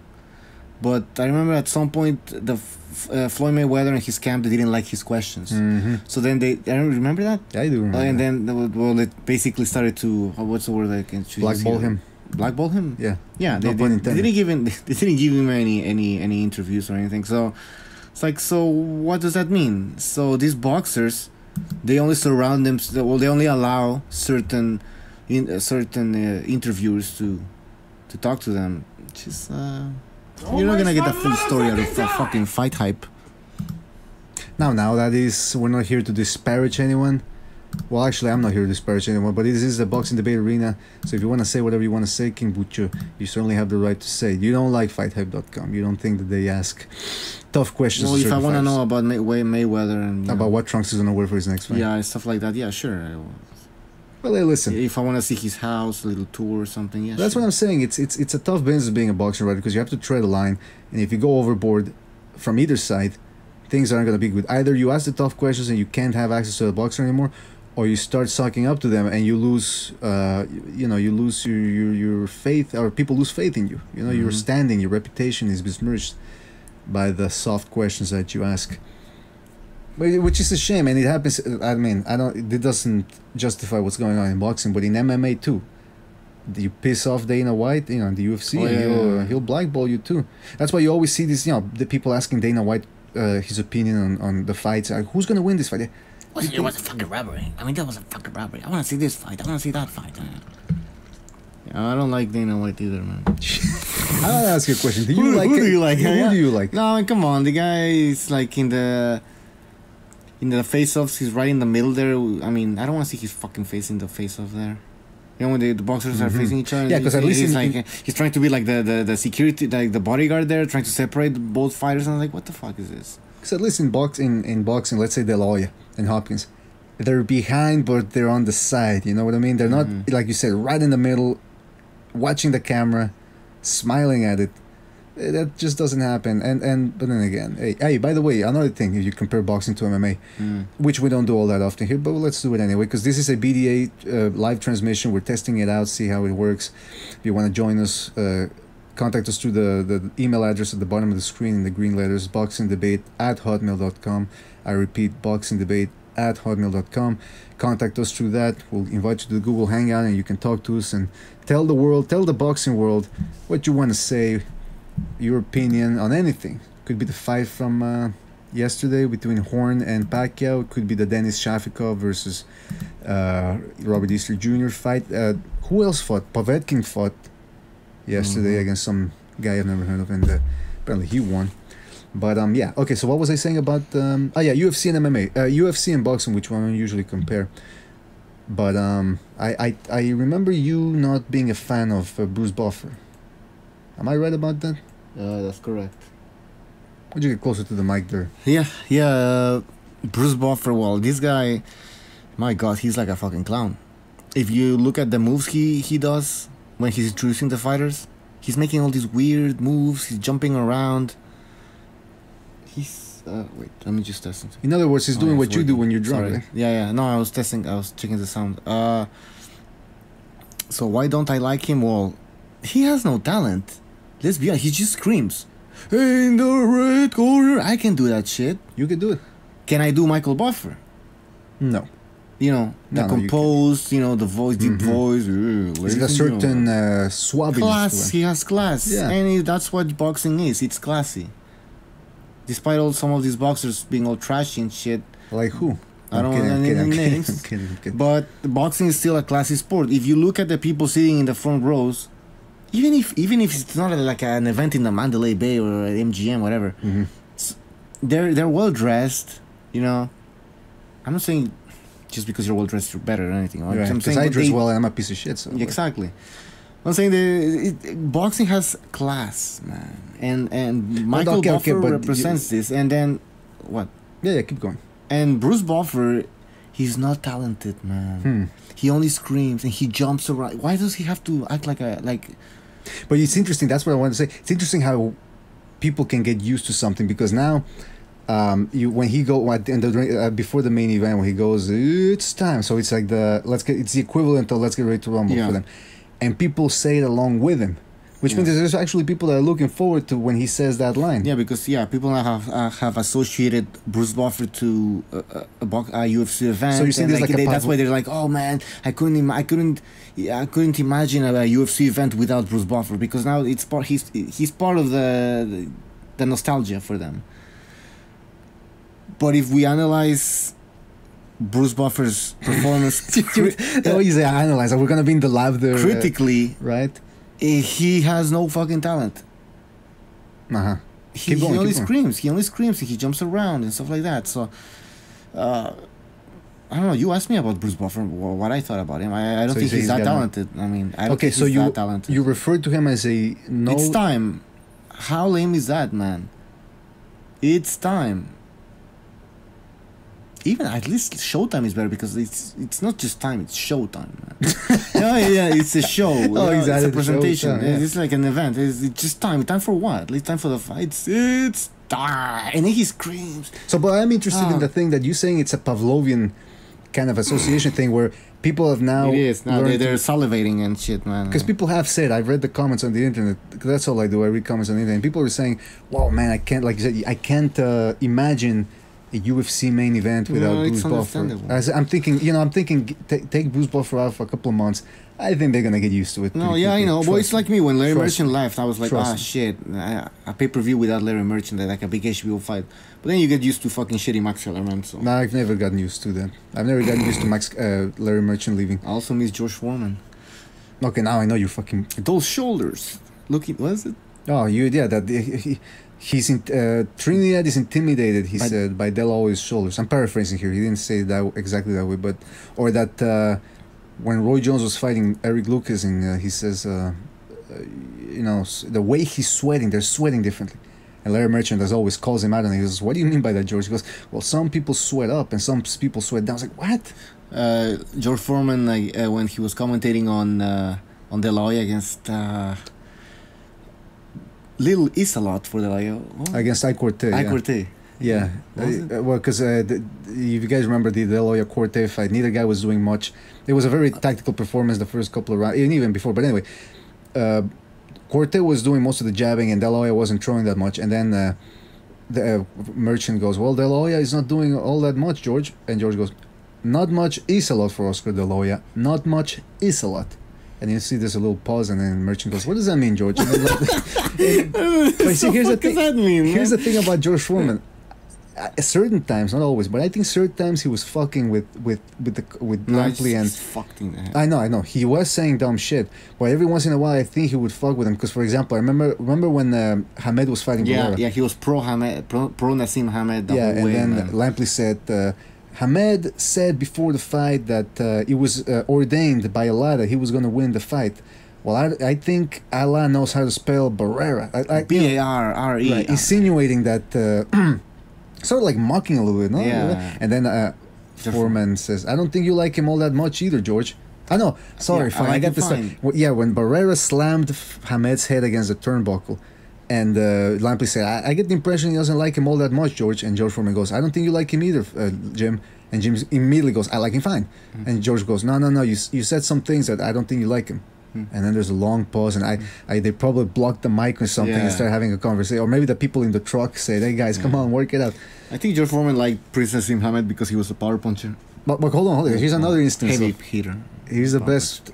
Remember when Samuel Peter fought Vladimir Klitschko?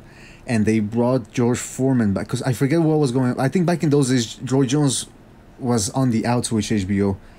Or something happened that they couldn't get him as commentator for that fight. And so they got George Foreman. And he came back, because remember he retired in 2004. Yeah. So he comes back at the end of 2005 for the Vladimir Klitschko-Peter fight. And it was Cotto against Ricardo Torres. Miguel Cotto against Ricardo Torres on the undercard. And Ricardo Torres was slowing down, and Cotto hit him on the... with a body shot, but the ref said it was low, and the Ricardo Torres' corner said, "Pretend that he hit you low," and Lampley goes, "Oh, they're telling him to pretend that he was low. That's smart," and Foreman goes, "It's only smart if you have no dignity." And then you see a little pause, and then Lampley goes, "I think you're right, George." Something like that. But he's saying Lampley doesn't have any integrity. So you see, the guy he wasn't the best speaker, but he didn't take shit from those guys. I remember an interview, somebody was interviewing Jim Lampley, and they asked him at the last. It was a long interview, a short interview, but the last question was, "Do you miss working with George Foreman?" And then Jim Lampley smiling, "No." Bluntly, right? Just I don't think they liked George Foreman. Fuck. He wasn't their cup of tea, These guys, Lampley and Merchant, they're New Yorkers, Manhattanites, I think. They upper class. They go to Nobu every day. A little steak dinner here, a couple of drinks. They go to Broadway. I mean, come on, I don't. And George Foreman, where was George Foreman from? Some fucking Alabama. Alabama. No, I think Alabama. Can there be more of a disconnect than a New Yorker and an Alabama?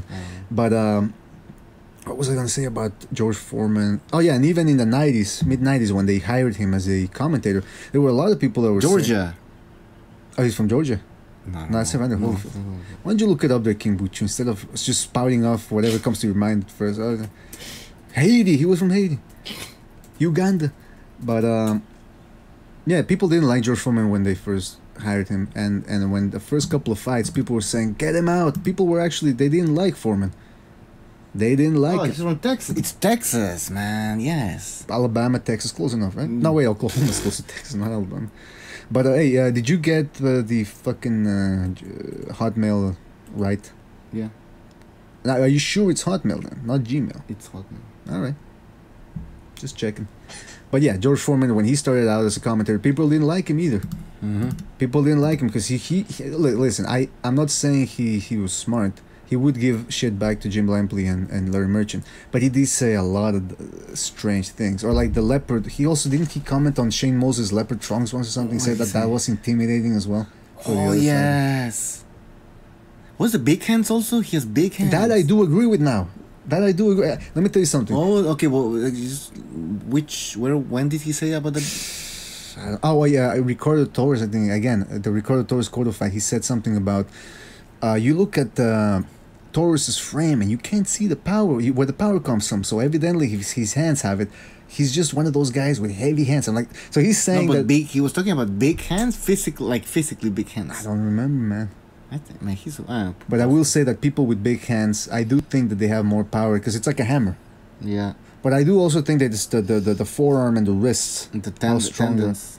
The tendons, yeah, but also the stable nature of your wrist and your fist. Yeah. That's, I think, has something to do with the power because it's like a hammer. Also, how you throw the punch, obviously. It's a lot of factors. Yeah, a lot of factors. Like when Andre Ward hurt Kovalev, he was basically almost like a haymaker kind of thing. He lifted overright. He lifted the elbow. So he lifted the elbow, and it was a. And Kovalev had his hands down because he was getting hit low. So. Think so. Yeah, he was out of it also. The low blows and everything.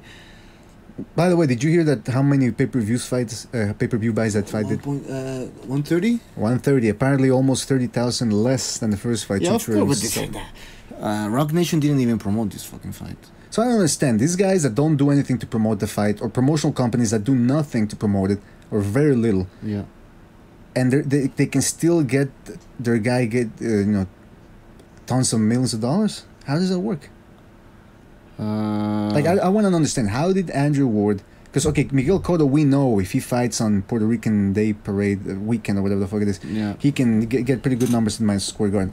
What does Andrew Ward bring to the table other than skills, which he does have? He has no fan base. So how do you think people are after the second Kovalev? No, I don't. But so how's he getting so much money? Oh my god, we want to see Andrew Ward now. Oh my god, this guy's so amazing. So how is he commanding so much money? Well, he had a contract with Rock Nation. Rock Nation just splashing money around. It's like, we have to get all the big names here. Oh, we'll get Rigondeaux. He's a talented boxer. Oh, we'll get Andre Ward. He's a talented boxer. What was the other boxer that they got also? That didn't Rigondeaux? No, they have 3 boxers. It was a 130 pounder, I think. It was a 130 pounder. And then sorry, that was 50 Cent. They got anyways. Point is, yeah, so they probably thought like, we're gonna Rock Nation. They thought like, we're gonna get into the boxing business. Great, all right. Well, let's see which big names we can attract and see. We'll get Rigondeaux. He's a big name. Yeah, he's a big name. Boxing fans know who Rigondeaux is, but nobody wants to see him fight. And then like, let's get Andrew Ward. He's a big name. We're able to get him. Fine. So then like, they sit down in negotiating tables and they go like, we're gonna offer you all this fucking money. Like what, 2 million a fight or something like that? Mm-hmm. I don't know the numbers. Whatever, a lot of money. And then so that's how they got him. And Andrew was like, yeah, sure, I'll fight for. But I don't think they understand boxing, and I don't think they understand that Andrew Ward is a big name, but he has no fan base, and his style is not the most attractive. So I think Rock Nation definitely made a big mistake. And then I don't know what I don't understand is why don't they promote. Okay, I'm gonna go back first of all. Wow, I'm impressed. Very good explanation. I want to go back to the thing I said about what Ivan Goldman, a former writer for Ring Magazine, said that it's hard to break into boxing. Yes, you may have deep pockets. You may have the list of contacts that you think are going to help you out. But if you get into the boxing world, which is saturated, it's been cornered by a couple of big promotional entities. Mm-hmm. You come into boxing, you got deep pockets, you got contacts, but then you have to get through Bob Arum. Mm-hmm. You have to get through Golden Boy right now, which are the two established main promotions. Yeah, if you want to make big fights. If you want to make big fights. So there's a lot of, I wouldn't doubt that there's a lot of sabotage also going on. And like I said, another thing. Explain sabotage thing. Well, yeah, let's say you want to make a certain fight against a guy who belongs to a small promotion. Who wants to make the fight? Let's say you're Rogue Nation. I want to understand, what is the sabotage? Let's say Rogue Nation, you have a fighter. Okay. He wants to make a fight against with a guy who belongs to a small promotional company. No, let me fucking talk. Okay. Small promotional company. What happens if, let's say hypothetically, Top Rank calls up the other promotional company, the smaller one, and says, "Listen, you want to keep making fights with us? You know, you want to keep being on our cards, or you want to keep going on for the ride? You can't have that your fighter fight the guy from Rogue Nation." So you see what I'm saying? That's like a bit of a sabotage that goes on. But hold on. And then there's also what I want to say. It's you have to get past these promotional companies. And then the fact that being a boxing promoter looks easier than it is. Just because you have deep pockets and a lot of money doesn't mean you're going to be a success in boxing. To promote a fight, to promote a fighter, to get their cachet up. And it really takes marketing. It takes a lot of guile. Takes the ability to know the sport and to know who you're catering to, you know, the different factions of fans. So a lot of this, it's very complicated, and a lot of these guys who have a lot of money who think they're just gonna come in here and it's gonna be a breeze, they have a harsh awakening after a couple of years in the business, if they last that long. Yeah, but how much money? Let's say a big promotional company tells a fighter, okay, you can't fight the Rogue Nation guy, for example, but or else you're gonna lose your. How do you say? What you say? You're gonna stop fighting with us. You start the ride, so it's over. But what if you make a lot of money fighting a Rogue Nation fighter? Wouldn't you go for that big payday? Yeah, and then if he wins, then he has more of a. But I mean, look at it that way, right? Mayweather Pacquiao was gonna make a lot of money, and they stalled that shit for about 6 years? Yeah, 6 years. So just because a fight makes a lot of money. I think Andrew was still a sabotage. But the point I was trying to make is that this promotional Rogue Nation, it's a combination, I would say, of bad management, business management, and also the fact that, you know, the boxing business is it's a shark-ridden, infested ocean, and if you want to be a success there, if you want to survive, you know, these guys are on a little, you know, some guys are on a little boat, some guys are on a big boat, but if you don't know what you're doing with that boat, you're gonna sink. And I guess, I mean, I'm assuming that that's what's been going on with Rogue Nation. Now, guys, we're doing a little live test here, BDA boxing, the first BDA boxing transmission. If you guys want to join us, we have the address on the lower end of the left side of the screen, boxingdebate@hotmail.com. Join us at boxingdebate@hotmail.com, and if you want to join us on Google Hangout, and people will be able to hear what you have to say. We'll be able to hear what you have to say and what you have to talk about. Anything related to boxing, anything actually unrelated to boxing, we'll let you talk. This is a forum for everybody. Everybody should have the right or soapbox to say whatever they want, and that's what we're trying to provide to the people. Entertainment from the people to the people, right, King Bucho? Absolutely, that is correct. Man, this thing, really, let me tell you something. This is quite something. The fact that you can just log on to YouTube and say whatever you want. Well, I mean, you know, we've been seeing some people being kicked out of YouTube nowadays for saying whatever they want, but I guess I should say virtually whatever you want. And of course, we're gonna have a great card on July the 15th. Is it the 15th? Boxing After Dark. Miguel Brichelt taking on Miura. How can that fight be a boring fight? It can't be. It can't be a boring fight. It's gonna be a sensational fucking fight. And let me tell you something.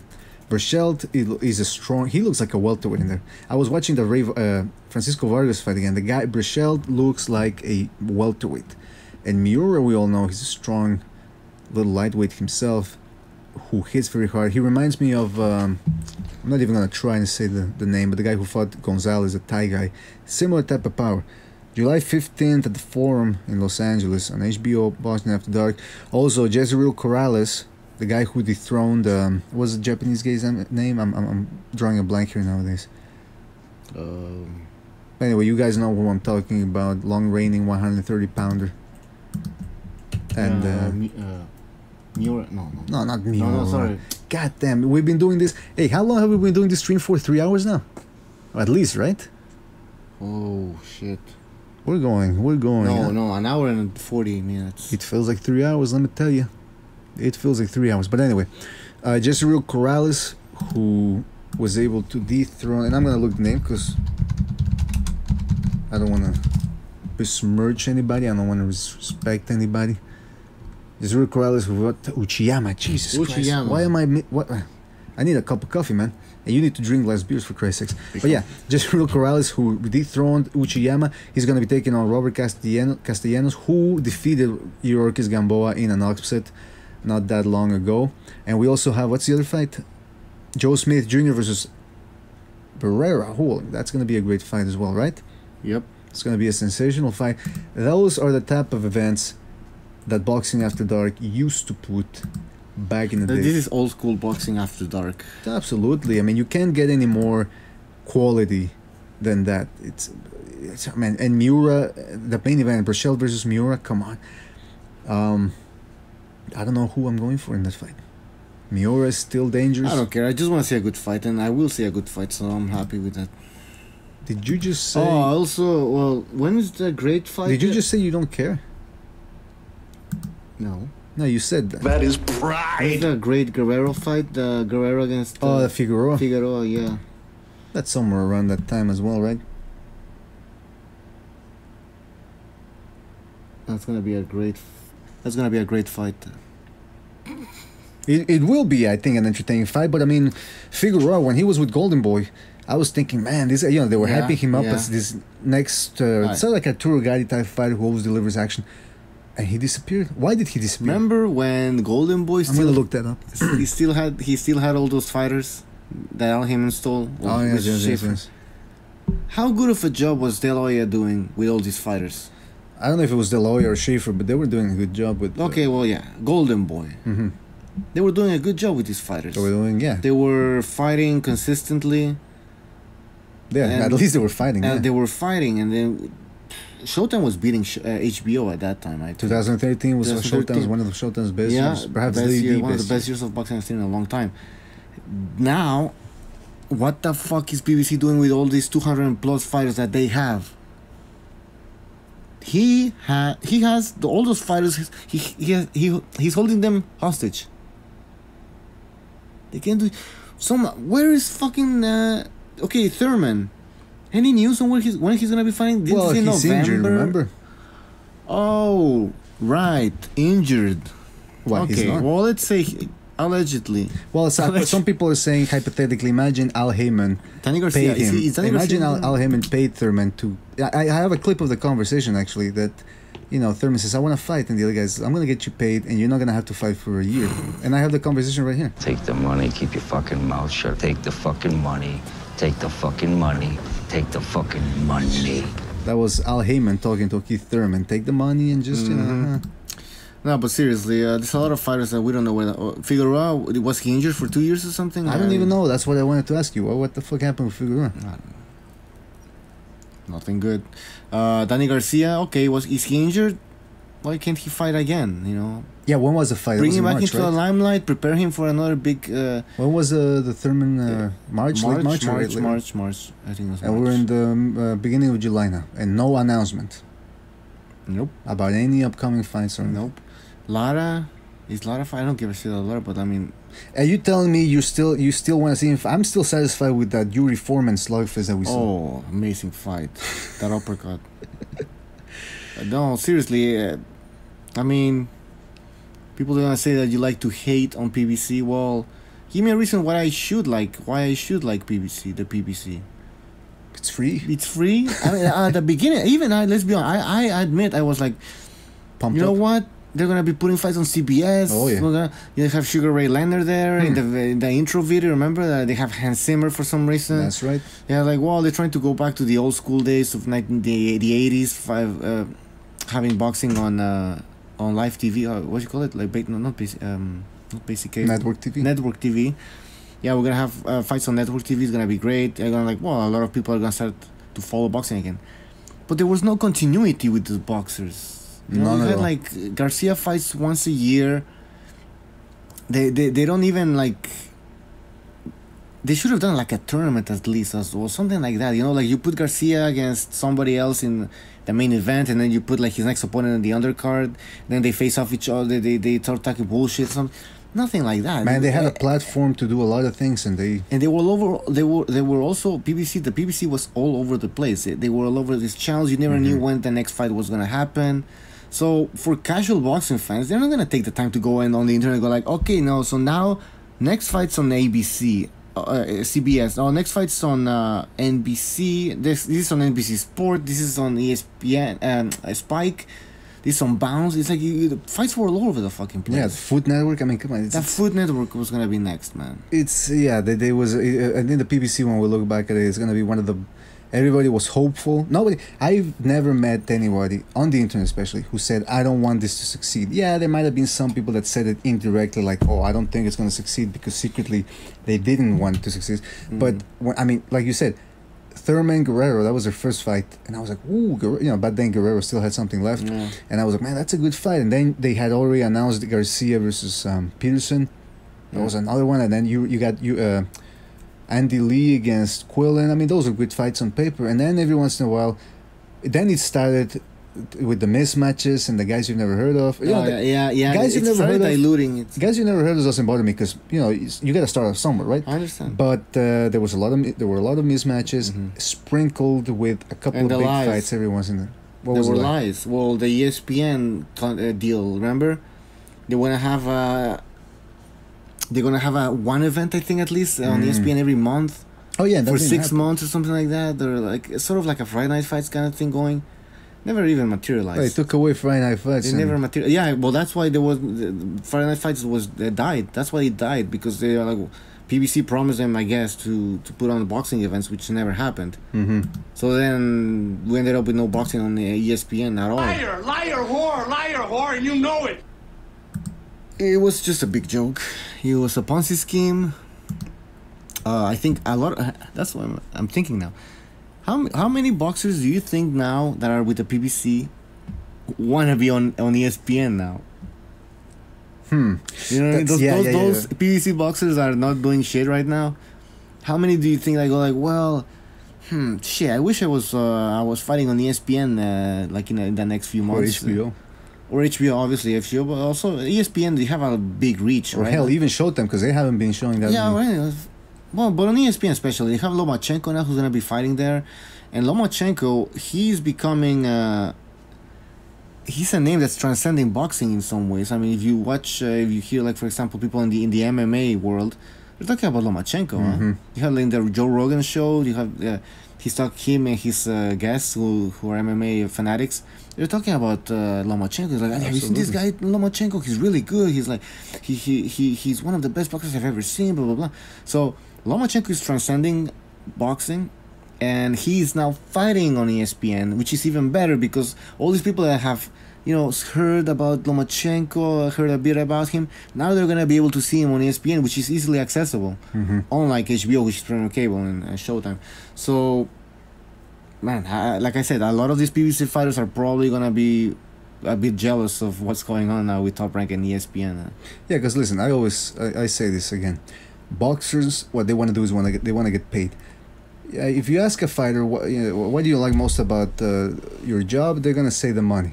Well, I mean, if you ask a guy who gets paid a lot, I should say, a boxer, they don't want to do it for free. They say that in the interviews, like, "Oh man, I love fighting, my legacy, blah blah blah." Deep down inside, they want to get paid. But then also, once they're getting paid and once they have that need taken care of, now they want to say, okay, then the legacy comes into play. And if you're part of the BBC, if you're part of the PBC, your legacy is being stagnated. Unless you're one of the favorites. Unless you're Andrew Berto, Adrian Broner, Sean Porter, Keith Thurman, the list goes on about those type of fighters, select few fighters, you're going to get taken care of. Other than that, good luck. Because you're not gonna if you fight twice a year, that's a good outcome if you're part of the PBC. Oh yeah. So you're not gonna fight 3 times a year. No, and even now they're starting to siphon off some fighters to Showtime, but for 2015 it was all PBC network television, and you saw what happened there. Nobody made any real progress there except for a couple of fighters. I have a question. Was the plan of the PBC to go to network TV and then come back to Showtime? I don't know. What do you think? People are saying, "Oh no, that was always the plan. Where did you get this idea? It wasn't a plan." I don't think it was a plan.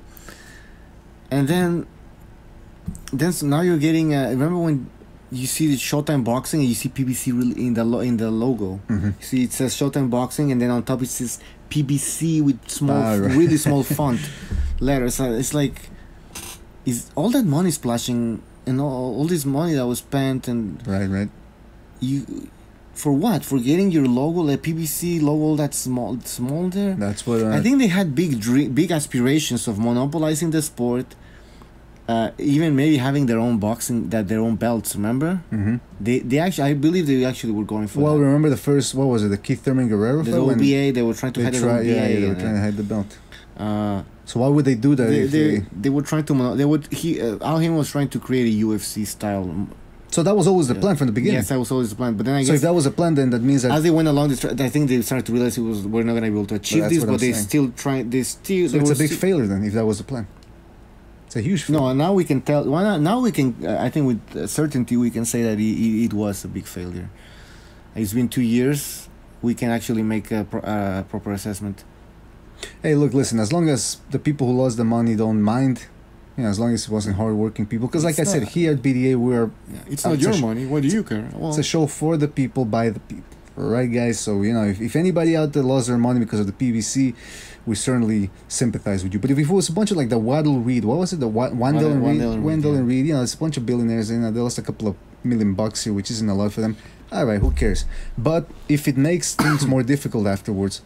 for other networks, for other promoters to get into the network television, then that would have been a problem. Then again, Bob Arum is making headway with ESPN now, so we'll see what happens with them. Just a question. I wonder why ESPN decided to get into the. I don't know. I think this is my theory. Go ahead. They saw how Sky Sports, which is almost like ESPN in the UK, right? How they've been working with boxing and how they've been making a lot of money. Right, with then they see the Anthony Joshua Klitschko fight, which sold out 90,000 seats. 90,000 seats. Yeah. Okay. Before I knocked out George Groves at Wembley Stadium in front of 80,000 fans. Yeah. So, anyways, so they saw how successful the boxing has become in the UK and how profitable it can be, because a lot of the Americans have gotten this idea where like boxing is dead, boxing is dying, blah, blah, blah. Right. So like, well, there's no money to be made in boxing, but the UK is proving them wrong, completely wrong. So then, okay, ESPN's like, okay, the UK looks like they're having success with boxing over there, and then they see that Canelo is a big name in the US, obviously the Mexican fan base, but then they see that Canelo is fighting Golovkin, huge fight having September. It's like another huge fight. This is the biggest fight since Pacquiao Mayweather, by the way. So like, okay, they're still making big fights. It's not over yet because again, people were saying after the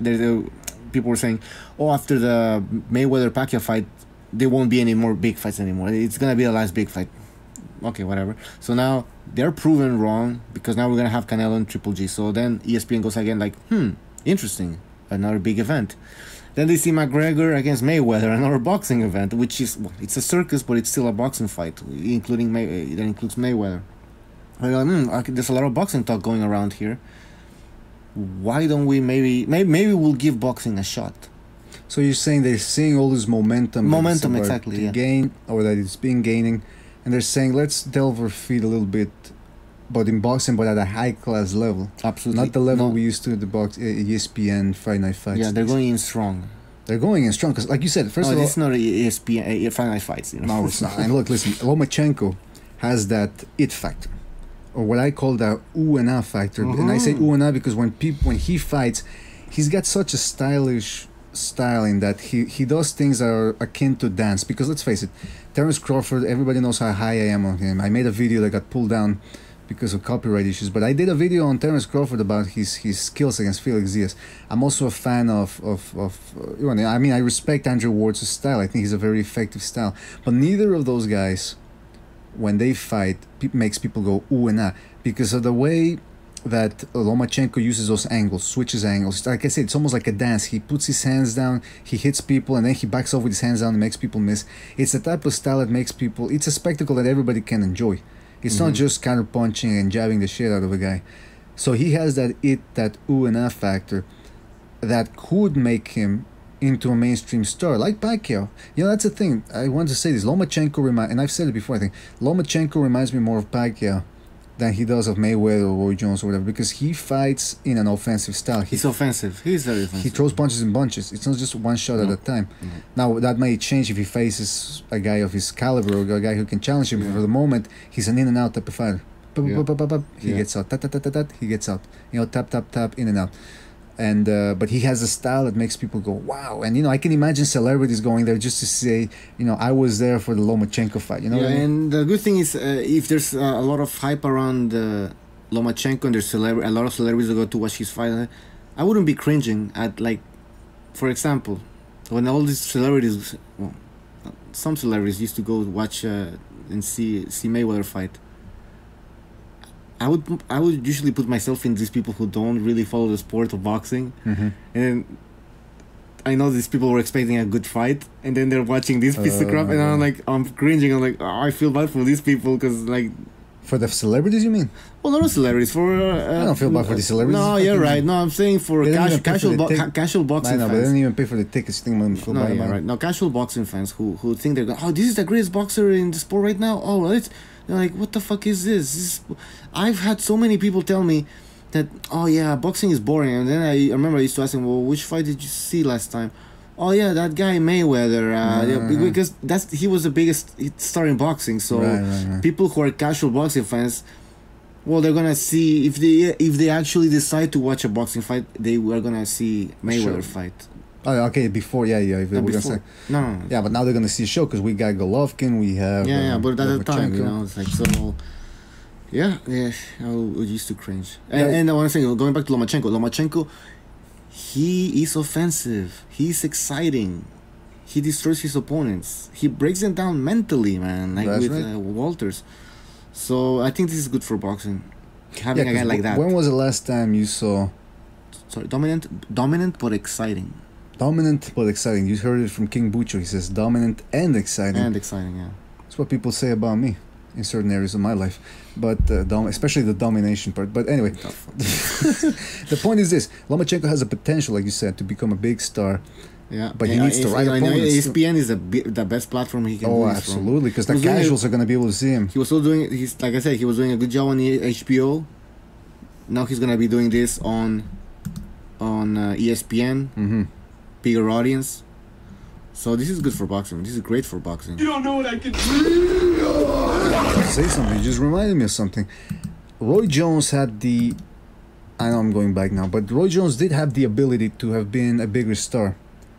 Because he had the talent, he had that ooh factor, that it factor, that ooh and that made people go ooh and ah. And what did he do? He was fighting on HBO where nobody knew who the fuck he was.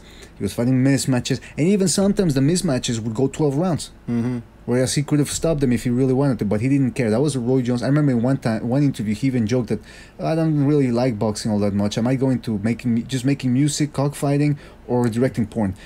That's he said. Remember? But I think he was kidding. Okay, but the point is that the point is he didn't enjoy boxing. He never was into boxing all that much, which is ironic because now he can't stop boxing. He can't walk away from it.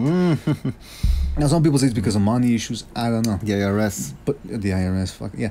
But the thing is that he could have been, if he would have been on an ESPN type platform. He would have been considered like the Michael Jordan of boxing. Yes. But or like for example, what's not only Roy Jones. A lot of fighters, if they would have fought on network TV or on ESPN, basic cable, instead of premium cable, they would have become huge stars. Absolutely. Man. I'm talking about the 2000s, maybe also the 90s. But boxing missed a huge opportunity of creating superstars. Right, because people can say, well, we have superstars now, but okay, but that's just imagine how many more there would have been if we had boxing, regular boxing, and well-promoted boxing. I have to emphasize, well-promoted boxing on ABC, NBC, CBS, like they used to have in the old days. Because yes, De La Hoya in the mid-90s became a star. And then afterwards we had Pacquiao and Mayweather. Yeah. But those it guys, took a while for these guys to... Man, 15 years. They had to go on a winning streaks. And they had to beat each other. Like, De La Hoya had to beat Chavez to get some of the big name. The Torch. The Torch. Then Pacquiao beat... Passing of the Torch. Actually, Mayweather first beat De La Hoya. And then it was Pacquiao. And then De La Hoya got the hell out of there and it was Pacquiao and Mayweather. Now, nobody's really been able to beat Mayweather or Pacquiao and take the torch away from them. But it was hard to create this boxing stars that transcended boxing. Exactly. It was very hard because they were on premium cable and pay-per-view. Mm-hmm. But now that we have boxers on ESPN, it's going to be easier to create these boxers that transcend boxing. Lomachenko is going to be able to transcend boxing easier than if he were to stay on HBO for 5 years. He's going to be able to become a huge superstar on ESPN in a shorter time period. So this is great for boxing, man. It has to be, and you know, Top Rank is behind it. And say what you want about Top Rank and how they steal from the fights, blah blah. No. They know how to promote fights. They know how to promote. I know, but you know, they know how to promote fights. Yeah. They know how to promote superstars. Look, the job they did with De La Hoya, the job they did with Cotto, the job they did with even Floyd Mayweather. People forget Mayweather was in Top Rank, and yes, Mayweather left Top Rank, but his career was guided the right way. Yeah. Anyway, guys. That was a BDA test run, a BDA live transmission test run. We didn't have that many takers this time, but it's because it was a sudden... We tried to do it yesterday before the no excuses, motherfucker. No, we'll do it again. What I'm trying to say here is that we will be announcing we will be scheduling the next BDA live transmission. So hopefully we get more of you guys know exactly when it's going to be. It was kind of random to know. It was a test. Come on. Yeah. It was a Manhattan test. And we're going to be doing this again. We'll post it on our YouTube page. More videos coming soon, of course, as always. And once we announce the next BDA live transmission, you guys can log into the Google Hangout. We will give you the link as we did today, and you can join us via Google Hangout, and people will hear what you have to say, all your comments, your opinions on boxing and on what's going on and what's going to keep going on in boxing in the next few months. This was a BDA live transmission here with King Bucho and of course with Bobby Tex, aka Lex Fresno. We will see you on the next one.